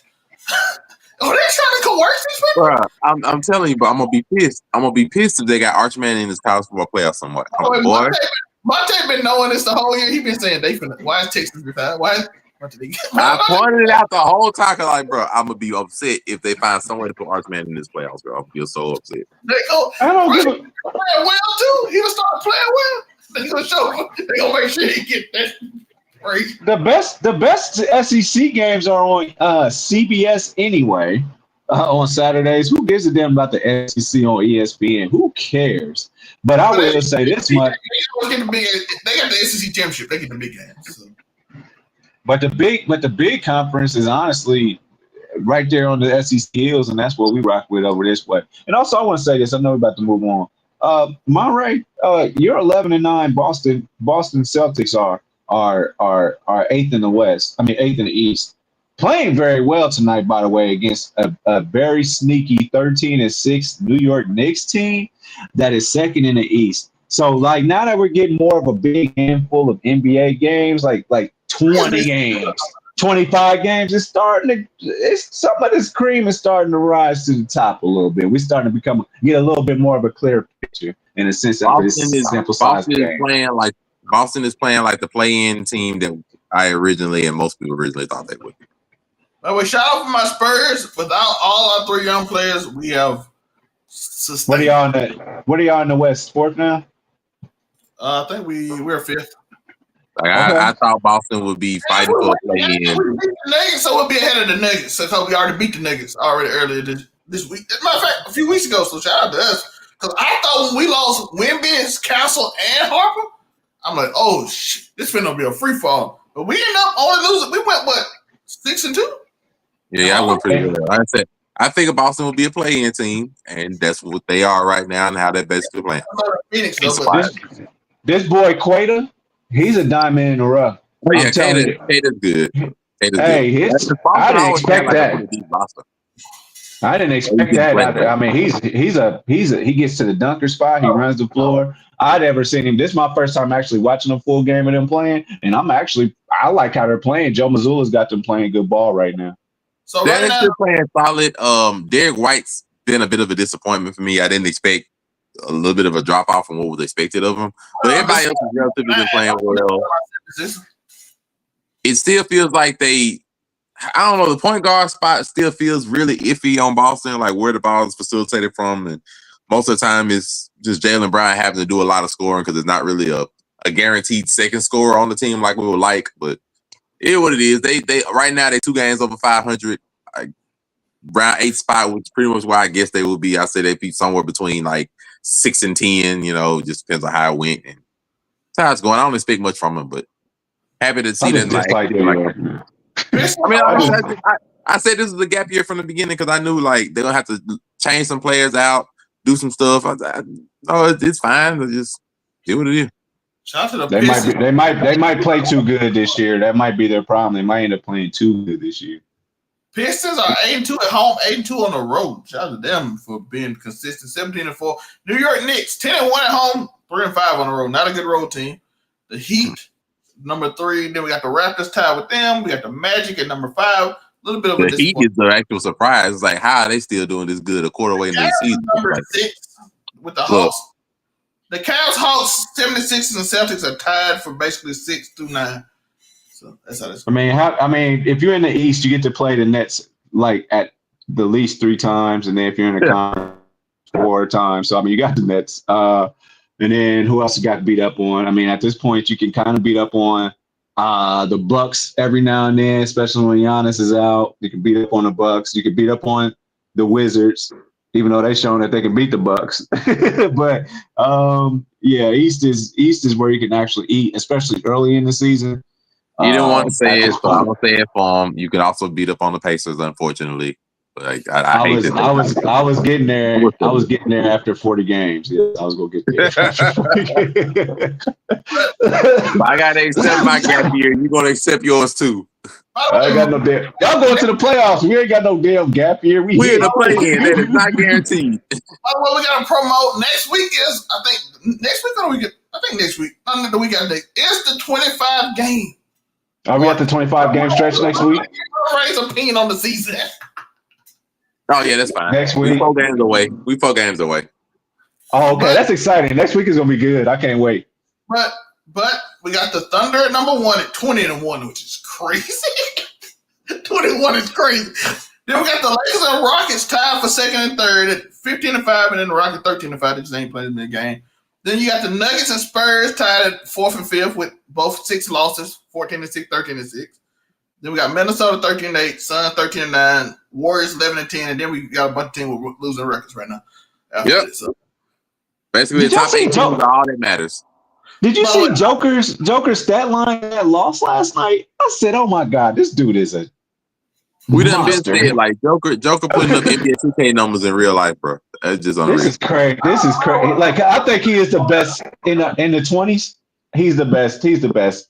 He's the GOAT of the 20s. We can say that, but Lucas also. I saw Lucas go 35 points in like a quarter. I was like, "Oh my God." I mean, that's cute and all, but all-around game, Joker. He's always been an offensive monster, and he's using this year to remind people, like, hey, when I get back in shape, like, I am that guy, offensively. But then, shout out to you. You and what's old boy name? Used to put Harrison Bowen. Y'all held it down. Them boys was gone. Now we got Harper back. I think Castle come back soon, like in a game or two. I definitely want to know. Next week or the week after, so we'll get our team back.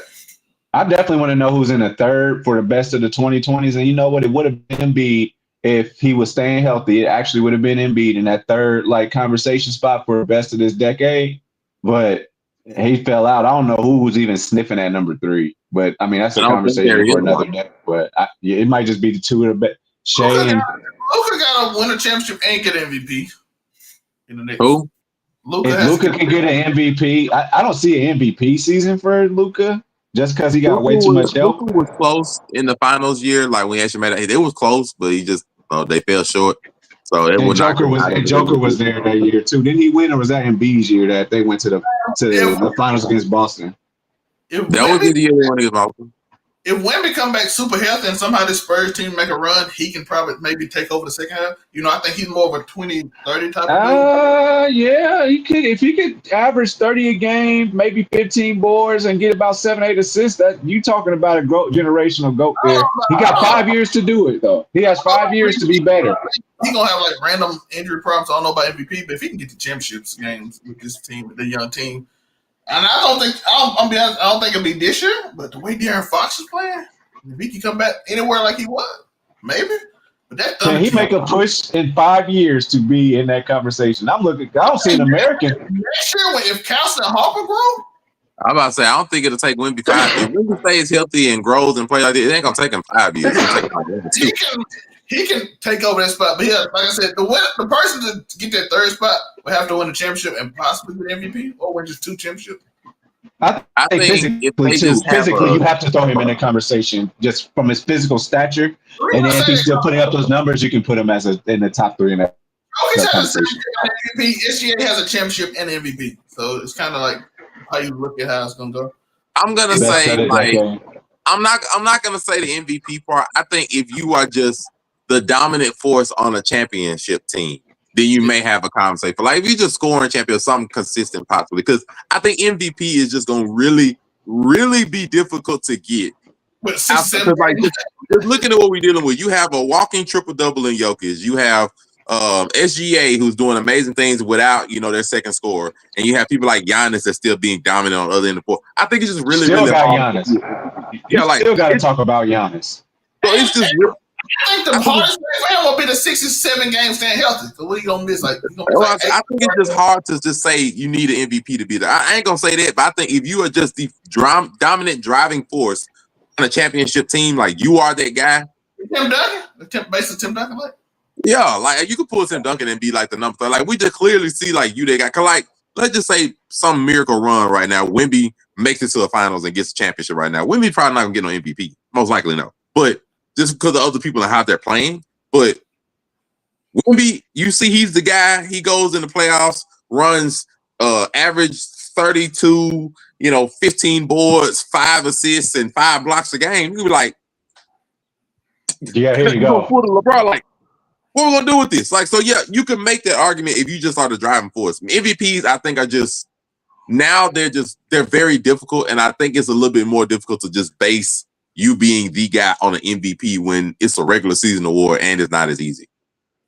And I'll say like this, two things not be done. One thing is nobody on this New York Knicks team as it's currently constructed 100% has a chance to even be talked about at all, especially Cat. And then also, I mean, out of sight, out of mind, but I mean, I do want to give Jason Tatum his flowers. He could be in that 3 conversation. I was always being fair. I just have to be honest. I have to be honest. Yeah, I have to be honest. Tatum could be in there. People don't ever give him that because they don't like him. Yeah. I was being fair. Like I like Tatum, and like he is probably the only other like younger star that has a championship or something in the last 5 years. But I wasn't gonna say his name only because I think there's like another level or step that he will need to take individually for people to take him seriously as like one of the top 4. I'm gonna say 4. Agreed. One of the top 4 best players in the world. Jalen Brown together as a combo. So that's why I don't necessarily like saying his name because I think there's another step people have to take. Nobody's saying Jamal Murray and Jokic. No, it's Jokic. Nobody Yeah, said yeah, yeah, and Jalen went. No, it's not J Dub and no, it's SGA team. Look, yeah. So Yeah, I especially when was being when fair. I didn't want to say his name just because I feel like it's another step he would have to take individually. I just he should wanna- have been Finals MVP and Jalen Brown should get. So it's like well, if he could keep getting 27 to 30, I mean, you can get in that conversation when he comes back. If he can keep on giving you 30 balls and then playing defensively the way, I mean, he can be in that top player of the 2020s conversation. I wouldn't argue with anybody that said it. About in the next 5 years after we see something I different. also want to say Ant can do it, but Ant team ain't good enough. Look, I'm sorry. I'm not on I that. I'm can't not do on it. that train.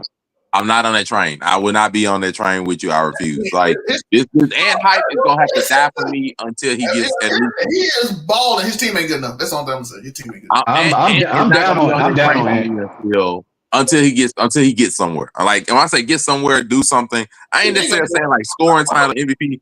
You have to get somewhere. I'm not gonna get on this thing like ant balling. Yeah, there's a lot of people that's balling, that shoot, that score a lot of points. And it has one, and some of them even have two-way games. I'm sorry, I'm just not gonna be on that boat until he do something. I can't sit here and be like Jason Tatum. There's another step he needs to take, something like that. And he has a championship, and then I'm coming back and be like, no, Ant can do all that, and ain't did anything. I'm not gonna go nowhere near that far until he does something. But the only problem with that, I'm agreeing because he don't have talent. They gave away his talent and gave him Gobert. Because let's be honest, Jason Tatum has Jalen Brown and Dez. Who was the second best player for Ant? Right now it's Julius Randle. That's who you just said. Now that boy got. And Julius Randle was balling in the playoffs last year. He did his thing in the playoffs. On your Boston Celtics team. He did his thing in the playoffs last year. And then he threw it away in the game when he just airballed him and went 0 for 12. Shooting 3. He was injured, dang it. You let him make it. He was injured. Man, listen. And then drag some sorry team to the Western Conference Finals. So, Hey, listen. They the Timberwolves. They're the Timberwolves, so they don't get very much coverage. I'm looking at the man's stats right now. He had 2 dud games, which was 18 points against the Wizards and 13 points against the Mavericks. Everything else, 30. So that being said, he does score. That's why I say he does score, but nah. I mean, he'd be averaging well over 30 right now. Like 29 points, he shoots 40% from 3. He averaged about 4 rebounds, about 5 rebounds, 4 assists, 2 steals. But winning does matter though. Winning does matter when it comes down to it. That's all I'm saying. They gave, I don't know what they did, why they gave him Ant and kept Rudy Gobert. But they need a point guard. Yeah, I know they need a point guard. That's what they need. You'll get into Tracy McGrady conversations, not best of the decades conversations. You'll get into Tracy. He was a good scorer, but I'm not giving him. He did better. Tracy never got the further. He went to the Western Conference Finals. But he ain't getting no decades. Well, obviously because he can't. Like top 3 of the decades, 2000 to 2010, Tracy McGrady wasn't sniffing that conversation as great as he was. So. Because Tracy McGrady, that's the problem. He didn't win. Top 3, yeah, and he didn't win. Not to mention, that was a great era. But like, because Ant went to the Western Conference Finals with a team I don't think should have got there. But again, Minnesota is he ain't gonna be able to do it because he in Minnesota. He got to do better than saying I beat Curry and LeBron in their mid 30s in one playoff run. That ain't you got to. No, that ain't gonna fly. He did beat Luka. Curry was hurt too, so we ain't gonna talk about that. He did beat Luka too. He did beat Luka. Don't forget Luka. Don't just say LeBron. Like Luka wasn't on that court. Like you can tell. You can tell your kids you beat the Lakers, you beat LeBron, and you beat Steph Curry. But if they know the whole story, they'd be like, "Dad, no." Don't leave Luka out. Like Luka wasn't there. Tell the truth. Like but yeah. Don't worry. Aunt Edwards' baby mamas is gonna tell the real truth at the end of the day. Like, no, your daddy ain't shit. LeBron was old, and Curry's ankles was out for 2. He was out for 2 games.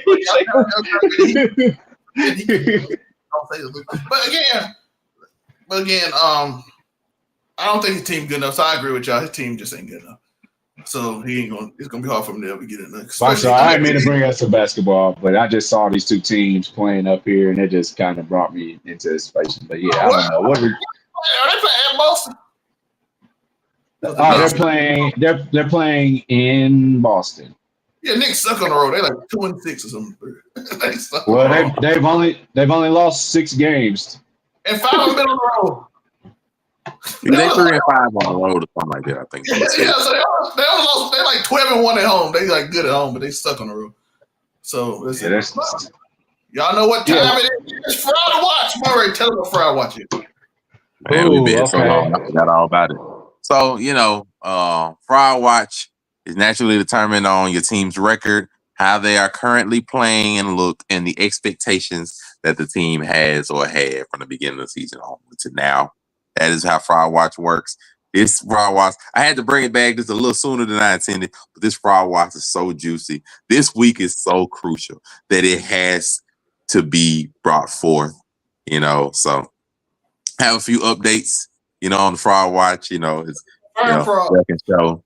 We confirmed the frauds, recently, most of the frauds have been relatively the same, all things considered. But we have congratulations to the Cowboys. They have redeemed themselves from Fraud Watch. Nobody can deny their last 3 weeks, really last 2 weeks. There's nothing we can say about it. They beat the Chiefs. They beat the Eagles.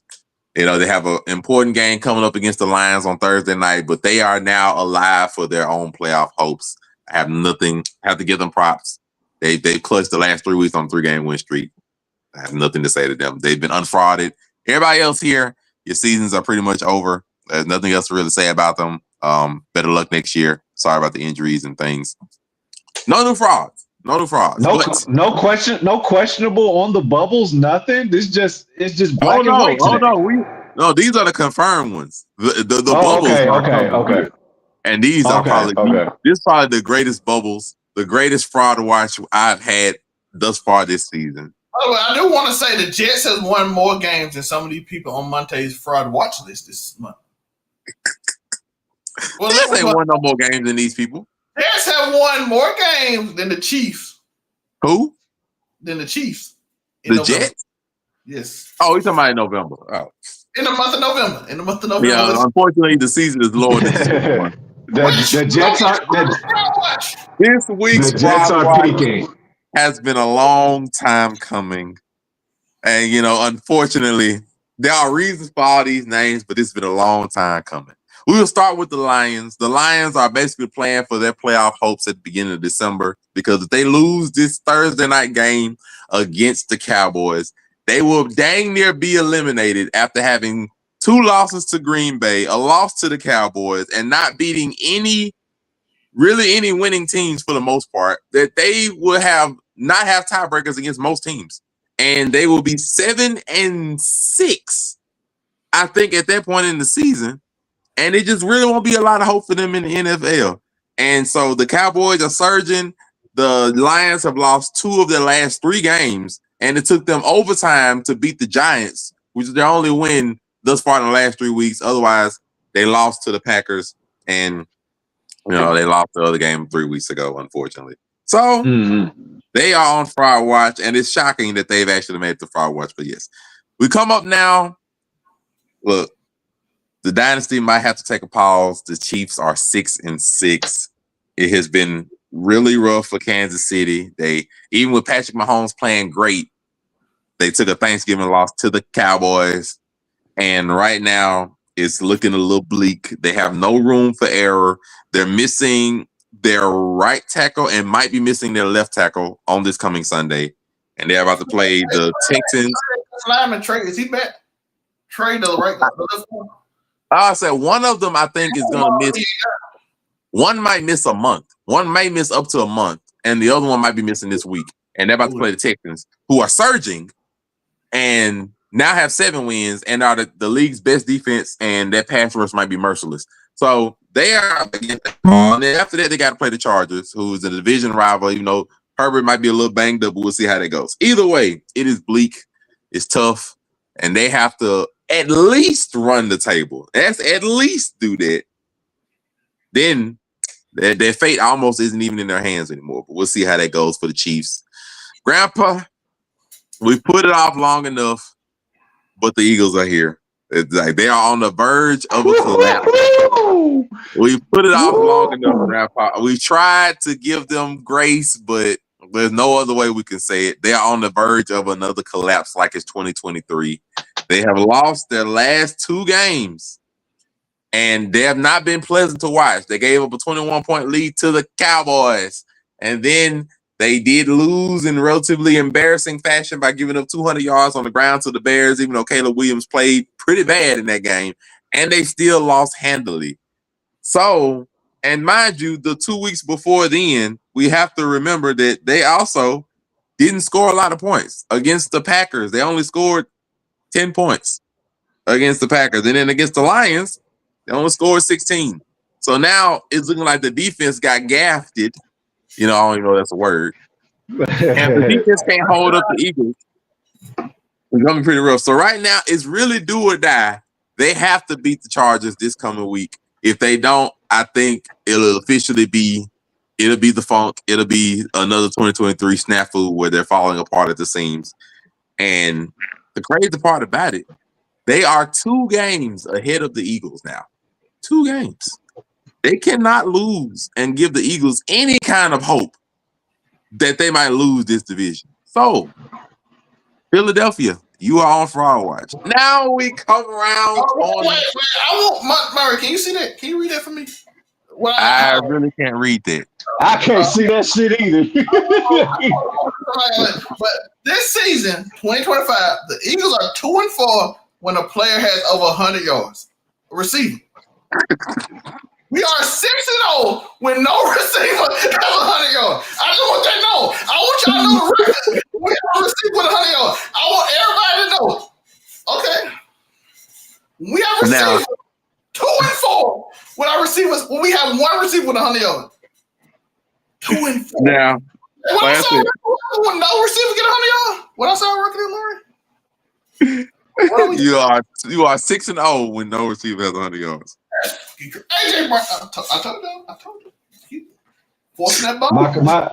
My cousin called me earlier today, and he said the same thing. He said AJ Brown is balling, and the Eagles are not. I cannot argue that. Coach Jalen Hurts, when he start crying, he start forcing on the ball, and then hopefully get out of whack because he ain't the most accurate dude. And I'm like, no, run, nigga. We want you to run. But my argument is not that. The offense, whether you win or lose, your offense still has not looked great anyway, whether you force them a ball or you don't. So that's my argument to that.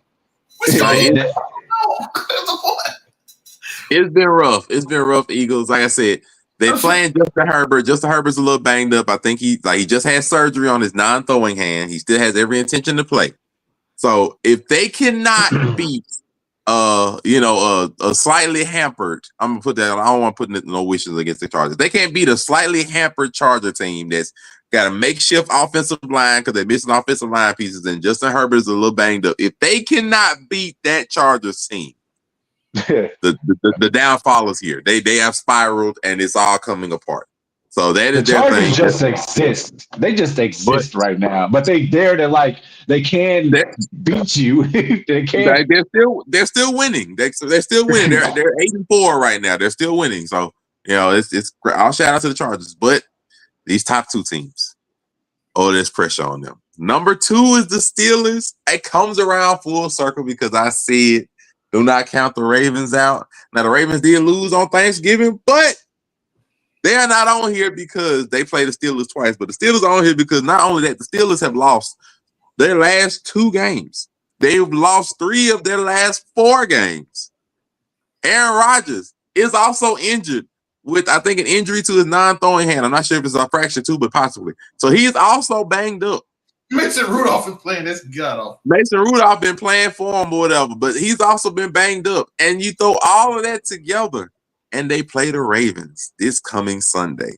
Winner will be the leader of the AFC North. This game is huge. It is already talks that this could be Mike Tomlin's first losing season ever. It is bad. The vibes ain't well. The trendiness is not well. The pressure is real. The Ravens are here. Lamar has been playing pretty rough, but this game is important. So right now, and you did say that the Ravens were not on the list before, and they're not on this list right now that we're looking at, right? So the list before was confirmed frauds. Was the Ravens on that, right? no. I'm saying Okay, the Ravens are on this like and then what else is The Bengals are in the running. and then like are the the Bengals are Ravens 2 on the games and back. are the Ravens on the bubble? Are the Ravens on the fraud like the bubble? Better still No, a they swipe. were unfrauded. The Okay, reason being, okay, the Ravens have okay, okay, won. okay, The Ravens have won okay. 5 of their last 6 games. Like the only one they lost was on Thanksgiving, but I'm not gonna flag one loss to them necessarily when they have another big game coming and they caught all the way up. The Steelers are free falling down, and so they Okay, have way I more agree. pressure. So I'm gonna leave that like the Ravens. If they lose this one too, we're not then they will. But Lamar Jackson. this Colts team, and it's not necessarily to pick on the Colts, but there's a reason why I got them on there. Everything Go that for it. I've just said about the last 4 teams pretty much all classifies to the Colts team right now. The Colts have lost 3 of their last 4 games. Especially in the fourth quarter, they have not played necessarily well, but they've lost 3 of their last 4 games. They've gone from having an outstanding lead over their division to now the Jacksonville Jaguars are tied with them, and the Texans are 1 game back from them. So now their division has gone from pretty much a lock to a free-for-all, and they still have both Jacksonville games and another Texans game on their schedule going forward over the next 5 weeks. It is pressure time. You also add in the fact that Sauce Gardner is injured. By the grace of God, he doesn't have an Achilles injury. Right? We're very grateful that he doesn't have that. But he's also injured. So Sauce Gardner, that they traded 2 first-round picks for, is not playing. And Daniel Jones, he's a little hampered. I'm not 100% sure the fullness of his leg injury, but he's a little hampered, but he's still playing. So, he's still going to be held to a certain length of a standard because you're still choosing to go out there and play. But regardless, the pressure is real in Indianapolis that they could go from being 8-1 to 8-5 very quickly, and their schedule does not get any easier because as of now, their next 5 games, they have the Jaguars this Sunday, the Seahawks the next Sunday, the 49ers the following Sunday, then the Jaguars again, and they finish with the Texans to end the season. Their season could go awry very, very quickly if it does not immediately turn around with their own division, which is just a huge amount of pressure to ask of a team. But the Colts, it is literally put up or shut up time. They have no other ways around it. They have to go and take down their division and win their division to be able to right the ship. Otherwise, it's going to be a huge free fall disappointment for them just going forward.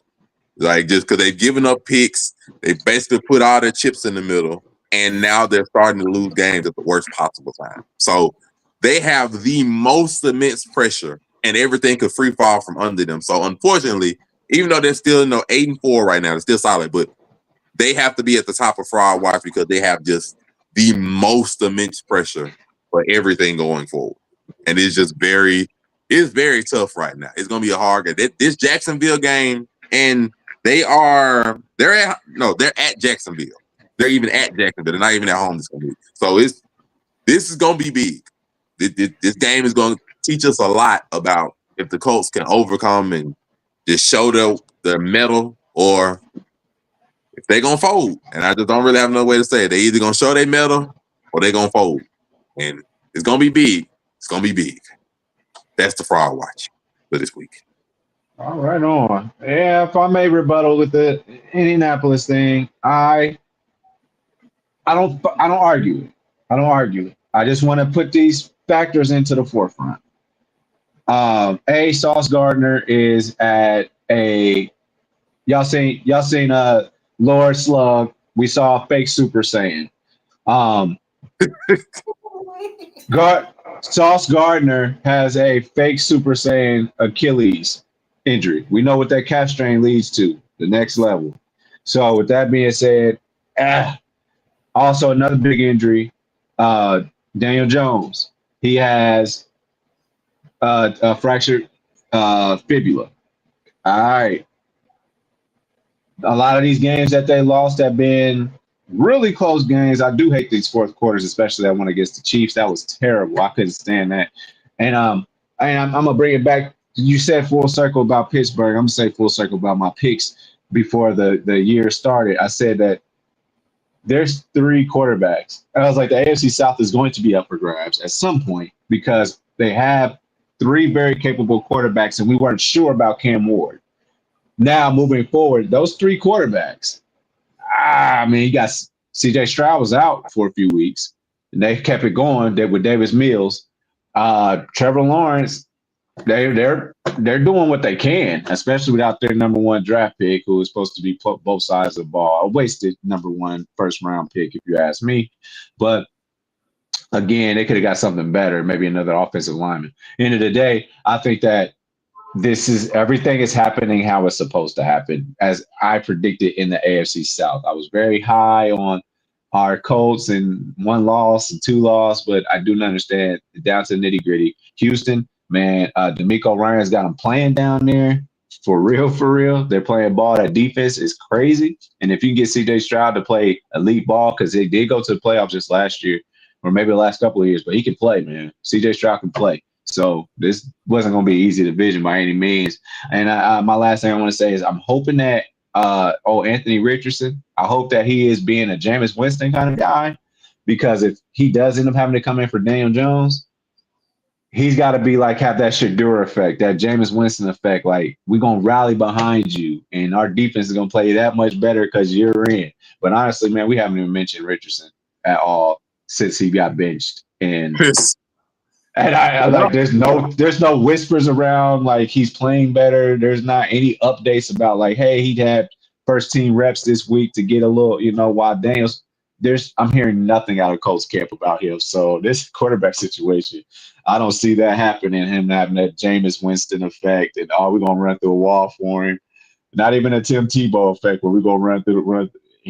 I'm not hearing nothing. It's crickets, man. I'm not hearing nothing. I really don't think that they want to go to the point where he's an option. I think because they found, a system that works with Daniel Jones, I just don't think they even want to go to that because it's so volatile, with what you're giving him. And like you said, we haven't heard anything in 12 weeks, of anything of him developing in the background or anything. Nothing. And it's just like, man, to put him in now when a problem with like his youth and his inexperience and all that kind of stuff and the rawness to him, to put him in this situation.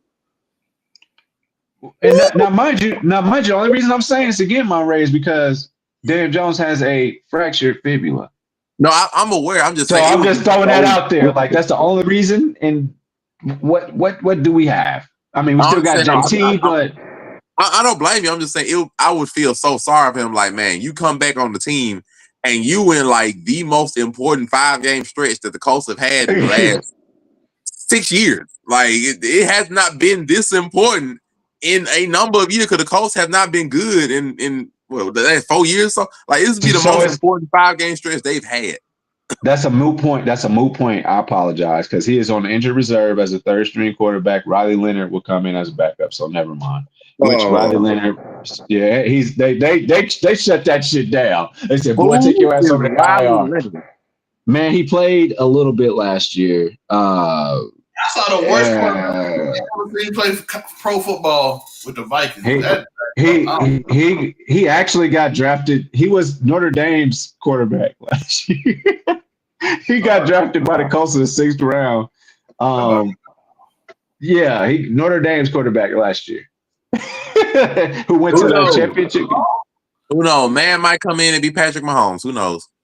Who knows, man? College. That's all I want y'all to know. Jeremiah Lord ran the ball almost every play for Notre Dame nation. I ain't seen a Notre Dame quarterback since Brady Quinn and Jimmy Clausen. So,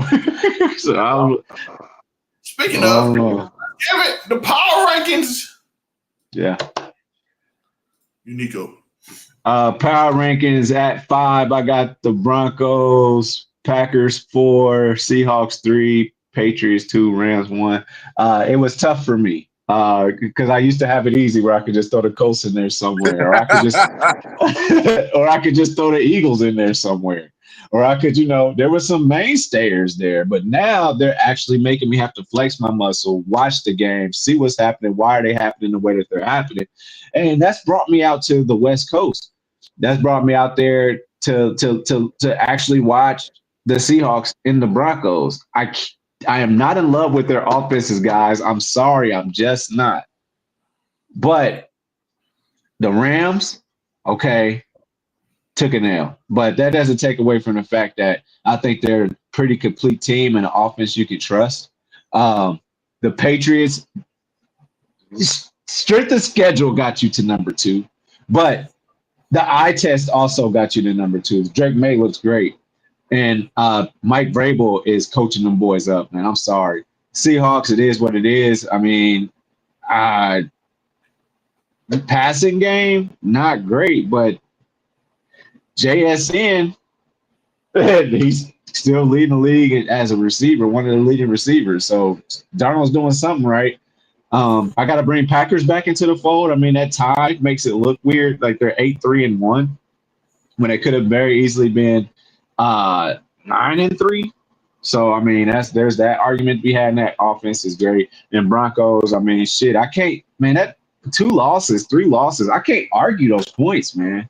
Just like kind of we were saying that, but I do think about like how can it be sustained? I think about that type of stuff. Is this sustainable stuff? Which, as you can see, like I said, the Eagles fell out of it. The Colts have fallen out of our top 5 after being there. It can happen when there's some things about you that we just can't see. So again, the Seahawks and the Broncos are very fragile in this top 5. I'm still not sure about them, but Patriots, I don't see any changes. I mean, Josh Allen, he's the only one that's really about the smoke, I guess, in that division, and Drake May ain't scared of him. So yeah, that's my power rankings, man. You see what happens when I do my homework? I'm so proud of you, Nico Williams. This is a momentous day. This is the first time that I think he's had a power ranking that we can generally like not look sideways at, that we can understand and validate and be proud of. Oh, it's beautiful. It's beautiful, I swear. I don't have a problem with it. It's beautiful. When I can't argue bias anymore, then it's like, all right, let me just be it took us 13 weeks to get here. Let me be an analyst. Let me be an analyst, man. Yes. Oh, it's beautiful. I think mine only has like one different team. I think a lot of ours is going to be really similar. I have the Broncos ahead of the Patriots because even though the Broncos have won their games way less dominantly, like all of them have generally been close, the teams they've beaten are just better teams. At least some of them have been better at the time that they beat them, than the Patriots, mostly easier teams, even though the Patriots have dominated all of them. So I can validate some of the teams that I like the Broncos have beaten. But that's the only reason that those 2 are swapped over. The last 2, the Packers have been playing well. They got a really good win against the Lions. And the last one is probably the most different because I did think about the Seahawks, to be fair. But 49ers, interesting. I cannot, to validate it, I cannot validate putting the Seahawks above the 49ers, for example, when the Niners have beaten not only the Seahawks, they've also beaten the Rams. So, Kyle Shanahan has just found a way to pull magic out of nowhere, missing everybody from Fred Warner to Bosa, and still been able to put together a 9-4 record. So, even though I don't think they will last on the power ranking necessarily, I just have to put them ahead of Seattle. I don't think that's fair. Seattle lost to both the Rams and the 49ers. The 49ers are beating both. They figured out a way to win. So shout out to the 49ers. They are on the top 5, at least for this week right now. And we'll see how long that lasts. But that's why I have to put them. I can't just ignore them, even though I don't think they'll last. Like I said earlier that I don't think they're gonna last a season with the amount of injuries and everything. Should they have 13 weeks later, they've been able to survive missing people and still been able to put up 20-some points and shut down teams and win when they probably shouldn't. So whatever, they win. Yeah, I got it. I like that 49ers over the Seahawks thing just because you get that recency stuff, And so it's like when somebody wasn't invited to the club before, but now they invited, is you still look at them with like, what you doing here? That was the 49ers for me because I'm like, but y'all was sneaking some stuff off with Mac Jones over there. Now you got Brock Purdy back, but really wasn't checking for you. But like, oh, you getting in the club now? I forgot. So that's why Seahawks been in the club a little bit, been in that conversation. That's why I snuck them in. But honestly, now that I think about it, yes, I think I would definitely replace the Seahawks with the 49ers. Where they belong, I would say now I have to go back to saying the Broncos, but I don't want to get into that. I'll worry about that next week, but that's probably man. I respect it. I respect it before I give it to Zell. I mean, I do respect the Seattle Seahawks being on a 5. I'm not mad at them being there. It's just because the 49ers beat them, but it was week 1 of the season.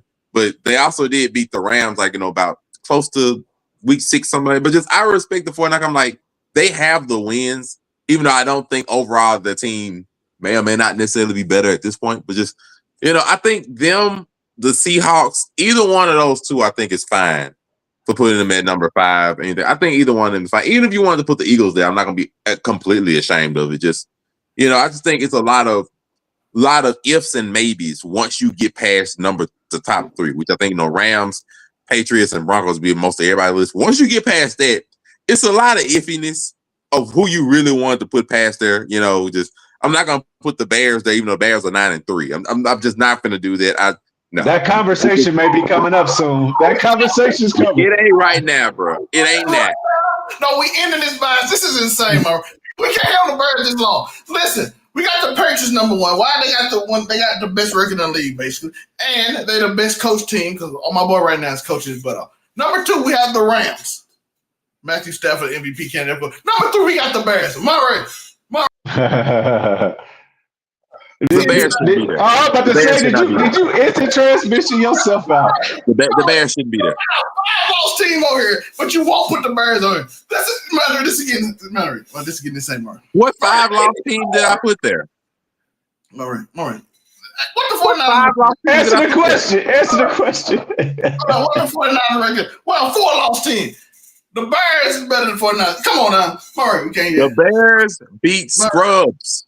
All right. The Bears beat Scrubs. You told me last week if they beat the Eagles, you're going to show them love. Yeah, I show them love. I give respect to the Bears. I'm not putting them on the list. No, I give respect. Matter of fact, I'll be fair. I give respect to the Bears. Like, they're a good team. I give respect to their Bears. I'm not putting them on those power rankings because the rankings are not the record. But I got you now, Dale, man. I got you now. The Bears play the Packers Sunday. If they beat the Packers, they have every right to be here. But like them beating Scrubs for 9 games. I like that. Hey, that's actually fair. If they can beat the Packers, like their 9 games have been against. Matter of fact, their 9 games have been against Scrubs. The NFC East. I mean, the NFC North. The NFC North. They lost the only game they played in the North other than the Vikings. They beat Dallas. Okay, they lost to the Vikings. Dallas had no defense when they played them. What changed about the defense now? What changed? They actually not only did they get like 6 people back from injured reserve, they traded for 2 more. That won 5 straight. Okay, so let's go through it. They beat the Cowboys when they had no defense. They beat the Raiders, who sucked, by 1 point. They beat the Commanders without Jaden Daniels by 1 point. Okay. They barely won. They beat the Saints, who suck. They lost to the Ravens. They beat the Bengals with no defense and Joe Burrow. They beat the Giants, who's also a bad team. They beat the Vikings, who is now a bad team. They managed to beat the Steelers, which is good, but the Steelers also did not have Aaron Rodgers. They had Mason Rudolph chucking stuff up there, and they won by 3 points. And they beat the Eagles, who are on the verge of a collapse. What about that is impressive? Yeah, man. So the Bears really ain't in that conversation yet. So if they beat the Packers, then they have every right to be up there. But if that day don't come, that ain't crazy part. Why do you have them at 3? He had them at 3. He had them at 3. They were very high. The Bears. I'm putting my faith in Ben Johnson and Caleb Williams. I'm putting my flag down. Where is the violation button at? You need to put the running backs. The running backs is the conversation. That's Caleb Williams didn't even play well. He didn't even play well when they beat the Eagles. He a motivational person. Man, get your ass. Teach your man how to squabble. That man was 17 for 34. Talk about some motivation. He motivated them to run the ball more. Yeah, they were. My bad. 17 for 36, 1 touchdown, 1 pick. What you motivated? 11 yards and carry, you don't have to throw the ball. Yeah, when you I get hate- for 200 I hate yards that. on the ground, you're right. When you run for 200 yards on the ground, you ain't got to. It was somehow Man, I don't know what that was doing. I don't know if they got. I don't think Sirianni even coached our defense that week. He was like, yo, Them I'm is gonna add wasted. Zelmay to the Friar Watch, man. That's what I'm gonna end up doing, man. I'm adding it to the Friar Watch. Each completion is a lost down. Do you understand that? Each incompletion is a lost down. I can't, bro. You threw 17 36. for 36 talking about them helping. What? You lost. You gave away downs with those incompletions. Do you not understand? That's terrible. That you had If the zero. Eagles had any semblance of offense, they'd have won that game by 20. There you go. Now you talking about the real issues. This ain't about the Eagles. Never mind. I take that ground, bro. I don't know what our defense would do, but Riley freaking Leonard. Seriously. God damn it. Hey, we're gonna pray. Monday gonna be a tough day for a lot of these divisional and ugly matchups, but it's gonna be a tough day. I ain't talking about just Colts, like, bro, the Colts, Steelers, Ravens, Packers, Bears, but it's gonna be an ugly day. Texans and Chiefs, it's gonna be a real ugly day. Ooh, that Texas Chief. It's gonna be real. Texans can get that win, which I kind of want. Let's get this Mahomes situation out of here. Let's reveal that his arm's been broken all season and shut him down. Just let him go. Just reveal it. He's been playing fine. He ain't even the problem. He's not the problem. He is not the problem. The offensive line is not great. Yeah, the line's in tatters right now. The defense is playing. The defense is serviceable. I'm sorry, you can't put. Man, that defense gave up 31. It ain't serviceable. That defense gave up 31. They play well when it counts. Yeah, they shut us out. They shut the Colts out in the whole fourth quarter. At 4 drives, I mean, you did what you had to do. So, oh boy. But I said, boy, Sunday, here we go. Week 14, yeah. boy. And we're gonna be coming off that championship Saturday high too. Oh man. Man, football finna be wild this weekend. It's lit this weekend. It's lit. I wish I was down south, honestly. I'll be in Atlanta this weekend. That's the place to be. Spare yourself. Indianapolis gonna be lit with the IU versus Ohio State. Indianapolis about to be crazy this weekend. They're gonna be wild. At Lucas Oil Stadium, it's gonna be lit. Ooh. a good weekend of football. We got the conference championship game. We might see something crazy happen. Man, between the conference championship games and the NFL, it's gonna be something crazy regardless. Just go ahead and get ready. I never watched the BYU game in my life. Or if Duke upset somebody, they might have to change the rules. You can't have no 5-loss team. If I watched the BYU game, it's because I thought it might have been Penn State playing. I wasn't paying attention. I just seen the color. That nasty work. You got a really good quarterback, and the number one player in the country just switched from Georgia to Vanderbilt for play quarterback. Shout out to Pavia. Oh wow! All right, people leave Georgia to go have good careers. People leave the SEC and go have better careers. I'm sorry, man. Just like it's the SEC. Pavia playing well. I'm sorry, but you can leave. Put it like this: they leave Georgia to go have successful careers. Shout out to Justin Fields. Came up here to Ohio and got him a chip and went to the league.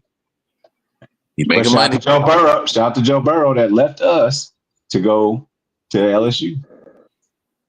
But we still claim that. We still claim Joe Burrow. Buckeyes still claim Joe Burrow. I'm sorry. But I'm guessing you want to ask me where they can find me at? Yeah, what can they find? Okay. You can find me at Alma College. You can also find me in Central Michigan. It is what it is. That's what I do. I'm a Chippewa tonight. And yeah, man. Do you hear me with you, Nico Williams? You can catch me on Thursdays. That's where I'm at. That's where I'm gonna be. We're back to it. We got this figured out. Zelmay, I gotta ask you some questions about streaming stuff after this is over with. If you don't have nothing to do, and then make it make sense. I'm there. Oh, faithful. The waifus is back, baby. So I'm in rare form. and we saw the whole picture. So it's gonna be a great season coming up to finish this year.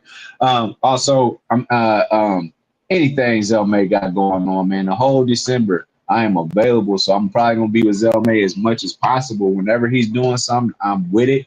Obviously, we got the Delusional series going on too with all the different guests he got. Make sure y'all check them out. And of course, ain't been no good movies out. I'm sorry, there were no good movies out this past 2 weeks. So I wasn't nothing for me to go see, y'all. I guess I'll go see Sarah's Oil at some point eventually. But right now, ain't shit out. So sorry for the movie reviews. But if it ain't wicked for good, I ain't got nothing for you. I do want to watch the Maze show, and then like I said, we are gonna watch Bel Air. But we're gonna do it. Yeah, I got you. I'm gonna catch up on that tomorrow. 3 segments, and I'm like, oh, ain't no, we got jobs. I'm gonna catch up. I probably should be. I'm gonna catch up on it. I got plenty of time. Joe, they drop on Mondays. Who got? You used to Friday. We got the weekend. You drop them on a Monday? Yeah, you used to drop them on Thursdays. Thursdays was okay, man. Monday they try to drop it like the old back in the day. Fresh Prince used to come on Monday nights with Martin and all them. But man, dropping 3 we don't watch TV. It's crazy. They dropped it like they did Ironheart, man. They just dropped them all. It's Thursday. You got Friday. You're like, yeah, I'll watch it. Get to it tomorrow and finish it up. But I gotta work tomorrow, Wednesday, Thursday, and Friday. You think I got time to? Speaking of, I don't know when I get to it, I say I get to it when I get to it. Otherwise, your boy Monray Hudson. Everywhere says Monray Hudson. Facebook, Instagram, TikTok, Threads, as it still exists, and of course on Make It Make Sense, the podcast, as we have our countdown shows for this entire month. Different countdowns, starting off with the countdown for the top 5 top 5 best movies of this year done by Nico Williams, and the top 5 best shows of this year done by, of course, your very own Zell May, and different other countdowns over the course of this month, finishing off with, of course, the top 10 discussed trending topics of the year. Always an entertaining time to have. But happy holiday season. Is going to be a good month. Can't wait to see what pops off, including Marvel. Marvel, will you bless us with a teaser trailer on the 7th? This weekend might really be good. This really be good. Who knows? He's begging Marvel for something for once. Wow. No, I just know when MCU get rolling. Yeah, they go. Yeah, you're right. They go. We're rooting for them because it's good television. But y'all know it's me, your boy Laugh. I made to keep them feeling sexy and of course delusional every Saturday. We just had an episode with Jacob Duchesne. Shout out to him. Duchesne, I keep saying Duchesne. But we had his episode, great episode. People are loving it. My sister, retired Colonel Kamisha McCullum, will tell us about change isn't scary, the unknown is, and how we can go by our life and how she successfully managed her life and started her new business and dreams and facing a blank page in which life is different. As I said, Jacob talked about moving on from people and learning to love and leaving people where they are. So it's a lot of great conversations going on. And then the next week we talk about purpose with the Brie Elena. And then we're gonna end up. That's another Brie, but hopefully Purpose will be back. Oh, never mind. I was like, oh, a name I've not heard in a long time, and that was the name of her show, Purpose. Yeah, Boy, I'm trying to get Purpose back. We gonna try to get Brie, the one you know, back for Purpose. I gotta hit her up, and then hopefully, and I'll be that news on this channel if I can get Ruby to. But it's gonna be weird. But we're gonna try to get it. We're gonna try to get them done. So we're gonna try to get every show that I've ever done on here. So Just a Fan, Man Cave. We already have Zell's Theory, Zell Reacts, all the different shows that we put out. Like I said, the Just a Fan reviews, the Keeping an Eye reviews will be back, of course, with Bel Air. So all the type of shows will be back this month, as well as the shorts that y'all been loving when I just go on random rants in my brain at the time. So y'all been loving them. I think we got eight videos with 1,000 views off that. So shout out to that. Instant transmission. So all the shows will be back. So I'm looking forward to that. Like I said, Delusional every Saturday. And then new shows next year. I'm going to have some interesting people. So we're going to just keep bringing people on, try and do people out. Very interesting time for the media company. I got a surprise for y'all that I will put out as a short too. So that's gonna come out either I think beginning of 2026. We're gonna start off the year with something crazy happening. And I can't wait for y'all to see that because it's now confirmed. And it's gonna be insane when y'all see it. So I appreciate that. A lot of stuff happening.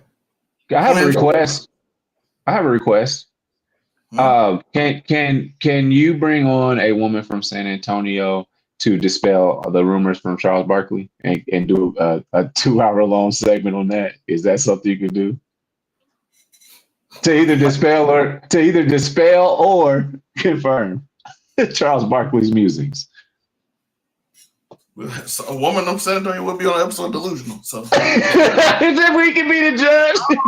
No, I'm just playing. I'm just playing. I don't be about that. But I'm just playing. Like yeah, I'm just playing. Like I said, we're gonna try to get Bree everything. We're gonna try to do it big, and then next year we're gonna start off with. I'm hoping we start off with the beginning of the month, but sometime in that month, a bang gonna happen. The overall line make sure y'all go to this website because it's gonna be crazy. I'm telling y'all, I don't know. I'm gonna say this 2026. I'm making sure that I'm back in 2015 for them. So that's gonna be. It's a reason the YouTube channel was partnered in 2015. It's the reason all the channels got partnered in 2015. I'm back on my grind. I'm back in the right mind state. I'm looking forward to it. So be on the lookout for that. Make sure you like and subscribe to the notification bell. It's going to be a lot of crazy stuff. It's going to be a lot of fun. Hope you see these guys everywhere from everybody on Overall 99. So all the whole team, I hope y'all see them everywhere because that's the goal. We're going to try to put their faces everywhere, including the return of Kid Credit Player because we do have a show with him. So he will be back. I know I can get him back. That motherfucker, man. And the last episode will be, of course, of Delusional, will be of me. But the episode before that will be with old faithful Gino Chianti. He will be here. I already know him. Oh, wow. That's going to be very fun. That's crazy. So he's out here doing wild things. Wait, who? Man, I ain't heard that name in a while. Yeah, so he'll be on the last episode. I already know that legend. That legend will be here. Crazy. That's all I can say. That's crazy. He has an interesting thing going on with him, and I can't wait to. He gonna promote it, but I can't wait to that. LSU hired Lane Kiffin for $91 million. Crazy contract. Quick thoughts, boy. You ain't boy. I would have $13 million for a bag. You got it, man. $13 million a year. Fuck it. He did what was best for him. Yep. They are still paying for Ed Odron. They are paying. They are paying Brian Kelly $54 million over the next few years.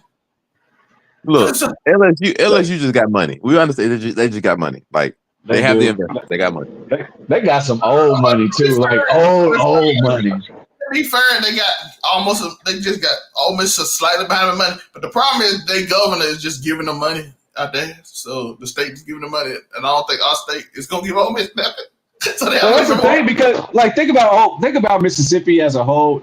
I love home, but let's be real. It's not in the top of the most rich states in America. LSU, and Louisiana, 100% as far as South goes, up there because I think they share a little bit with Texas, right? Well, right. Like Mississippi is at the bottom of in a lot of metrics. Louisiana make a lot more money than Mississippi, but I don't know if it's in Texas and California, but like it makes a lot more money than Mississippi. They got New Orleans and Baton Rouge, and they're gonna make more money. They're gonna supply a lot more money. Like in Mississippi, they got like where Ole Miss is at, that's like Attack on Titan, the inner walls. Like everything else is just the rest of Mississippi. You know what I'm saying? Like that's kind of how it goes. By the way, I wanted to say this. Lane Kiffin, the players wanted you to coach. You know that's a lie. You know what they said in that locker room. I don't have to say it because I know what they said. You don't have to say it because I know. I know what they said too. I know what they said. And well, I heard they wanted it too. Lane Kiffin told us he didn't know what his contract was when we all know what his contract was. So how in the world were you the only person unaware of what your contract is? I didn't want it to come down to the money. I just wanted to, you lying. Bro, everybody know your contract. And put it on TV. You were making $90 to $91 million. We know it. Everybody knew it. So how was you the only one that didn't know? Lane Kiffin just a liar, but you're really your coach. So that's how I did. I appreciate y'all. Yeah, man. Overall 99 Media. Like and subscribe, hit that notification bell. Like I said, the Keeping 99 channel finna be a lot of shorts, a lot of y'all see the content we're putting out. Y'all see, I think we got what 10,000 views over the last month or so. So looking forward to that. I wish Brookhaven had an SEC team. I bet that Brookhaven got all the bread. Brookhaven, all right. Brookhaven need to have an SEC team. I bet that bitch is That man wilder right now.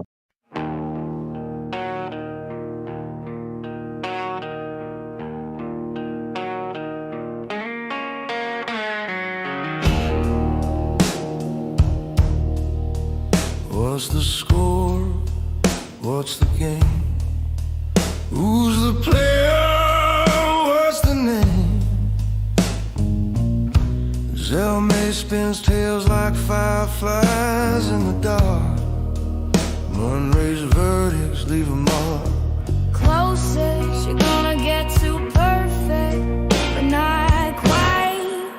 Not tonight. Keep it 99. Oh, so close to the light, but you'll never hit the shine. Keep it 99. It's the closest you're gonna get to 100, yeah.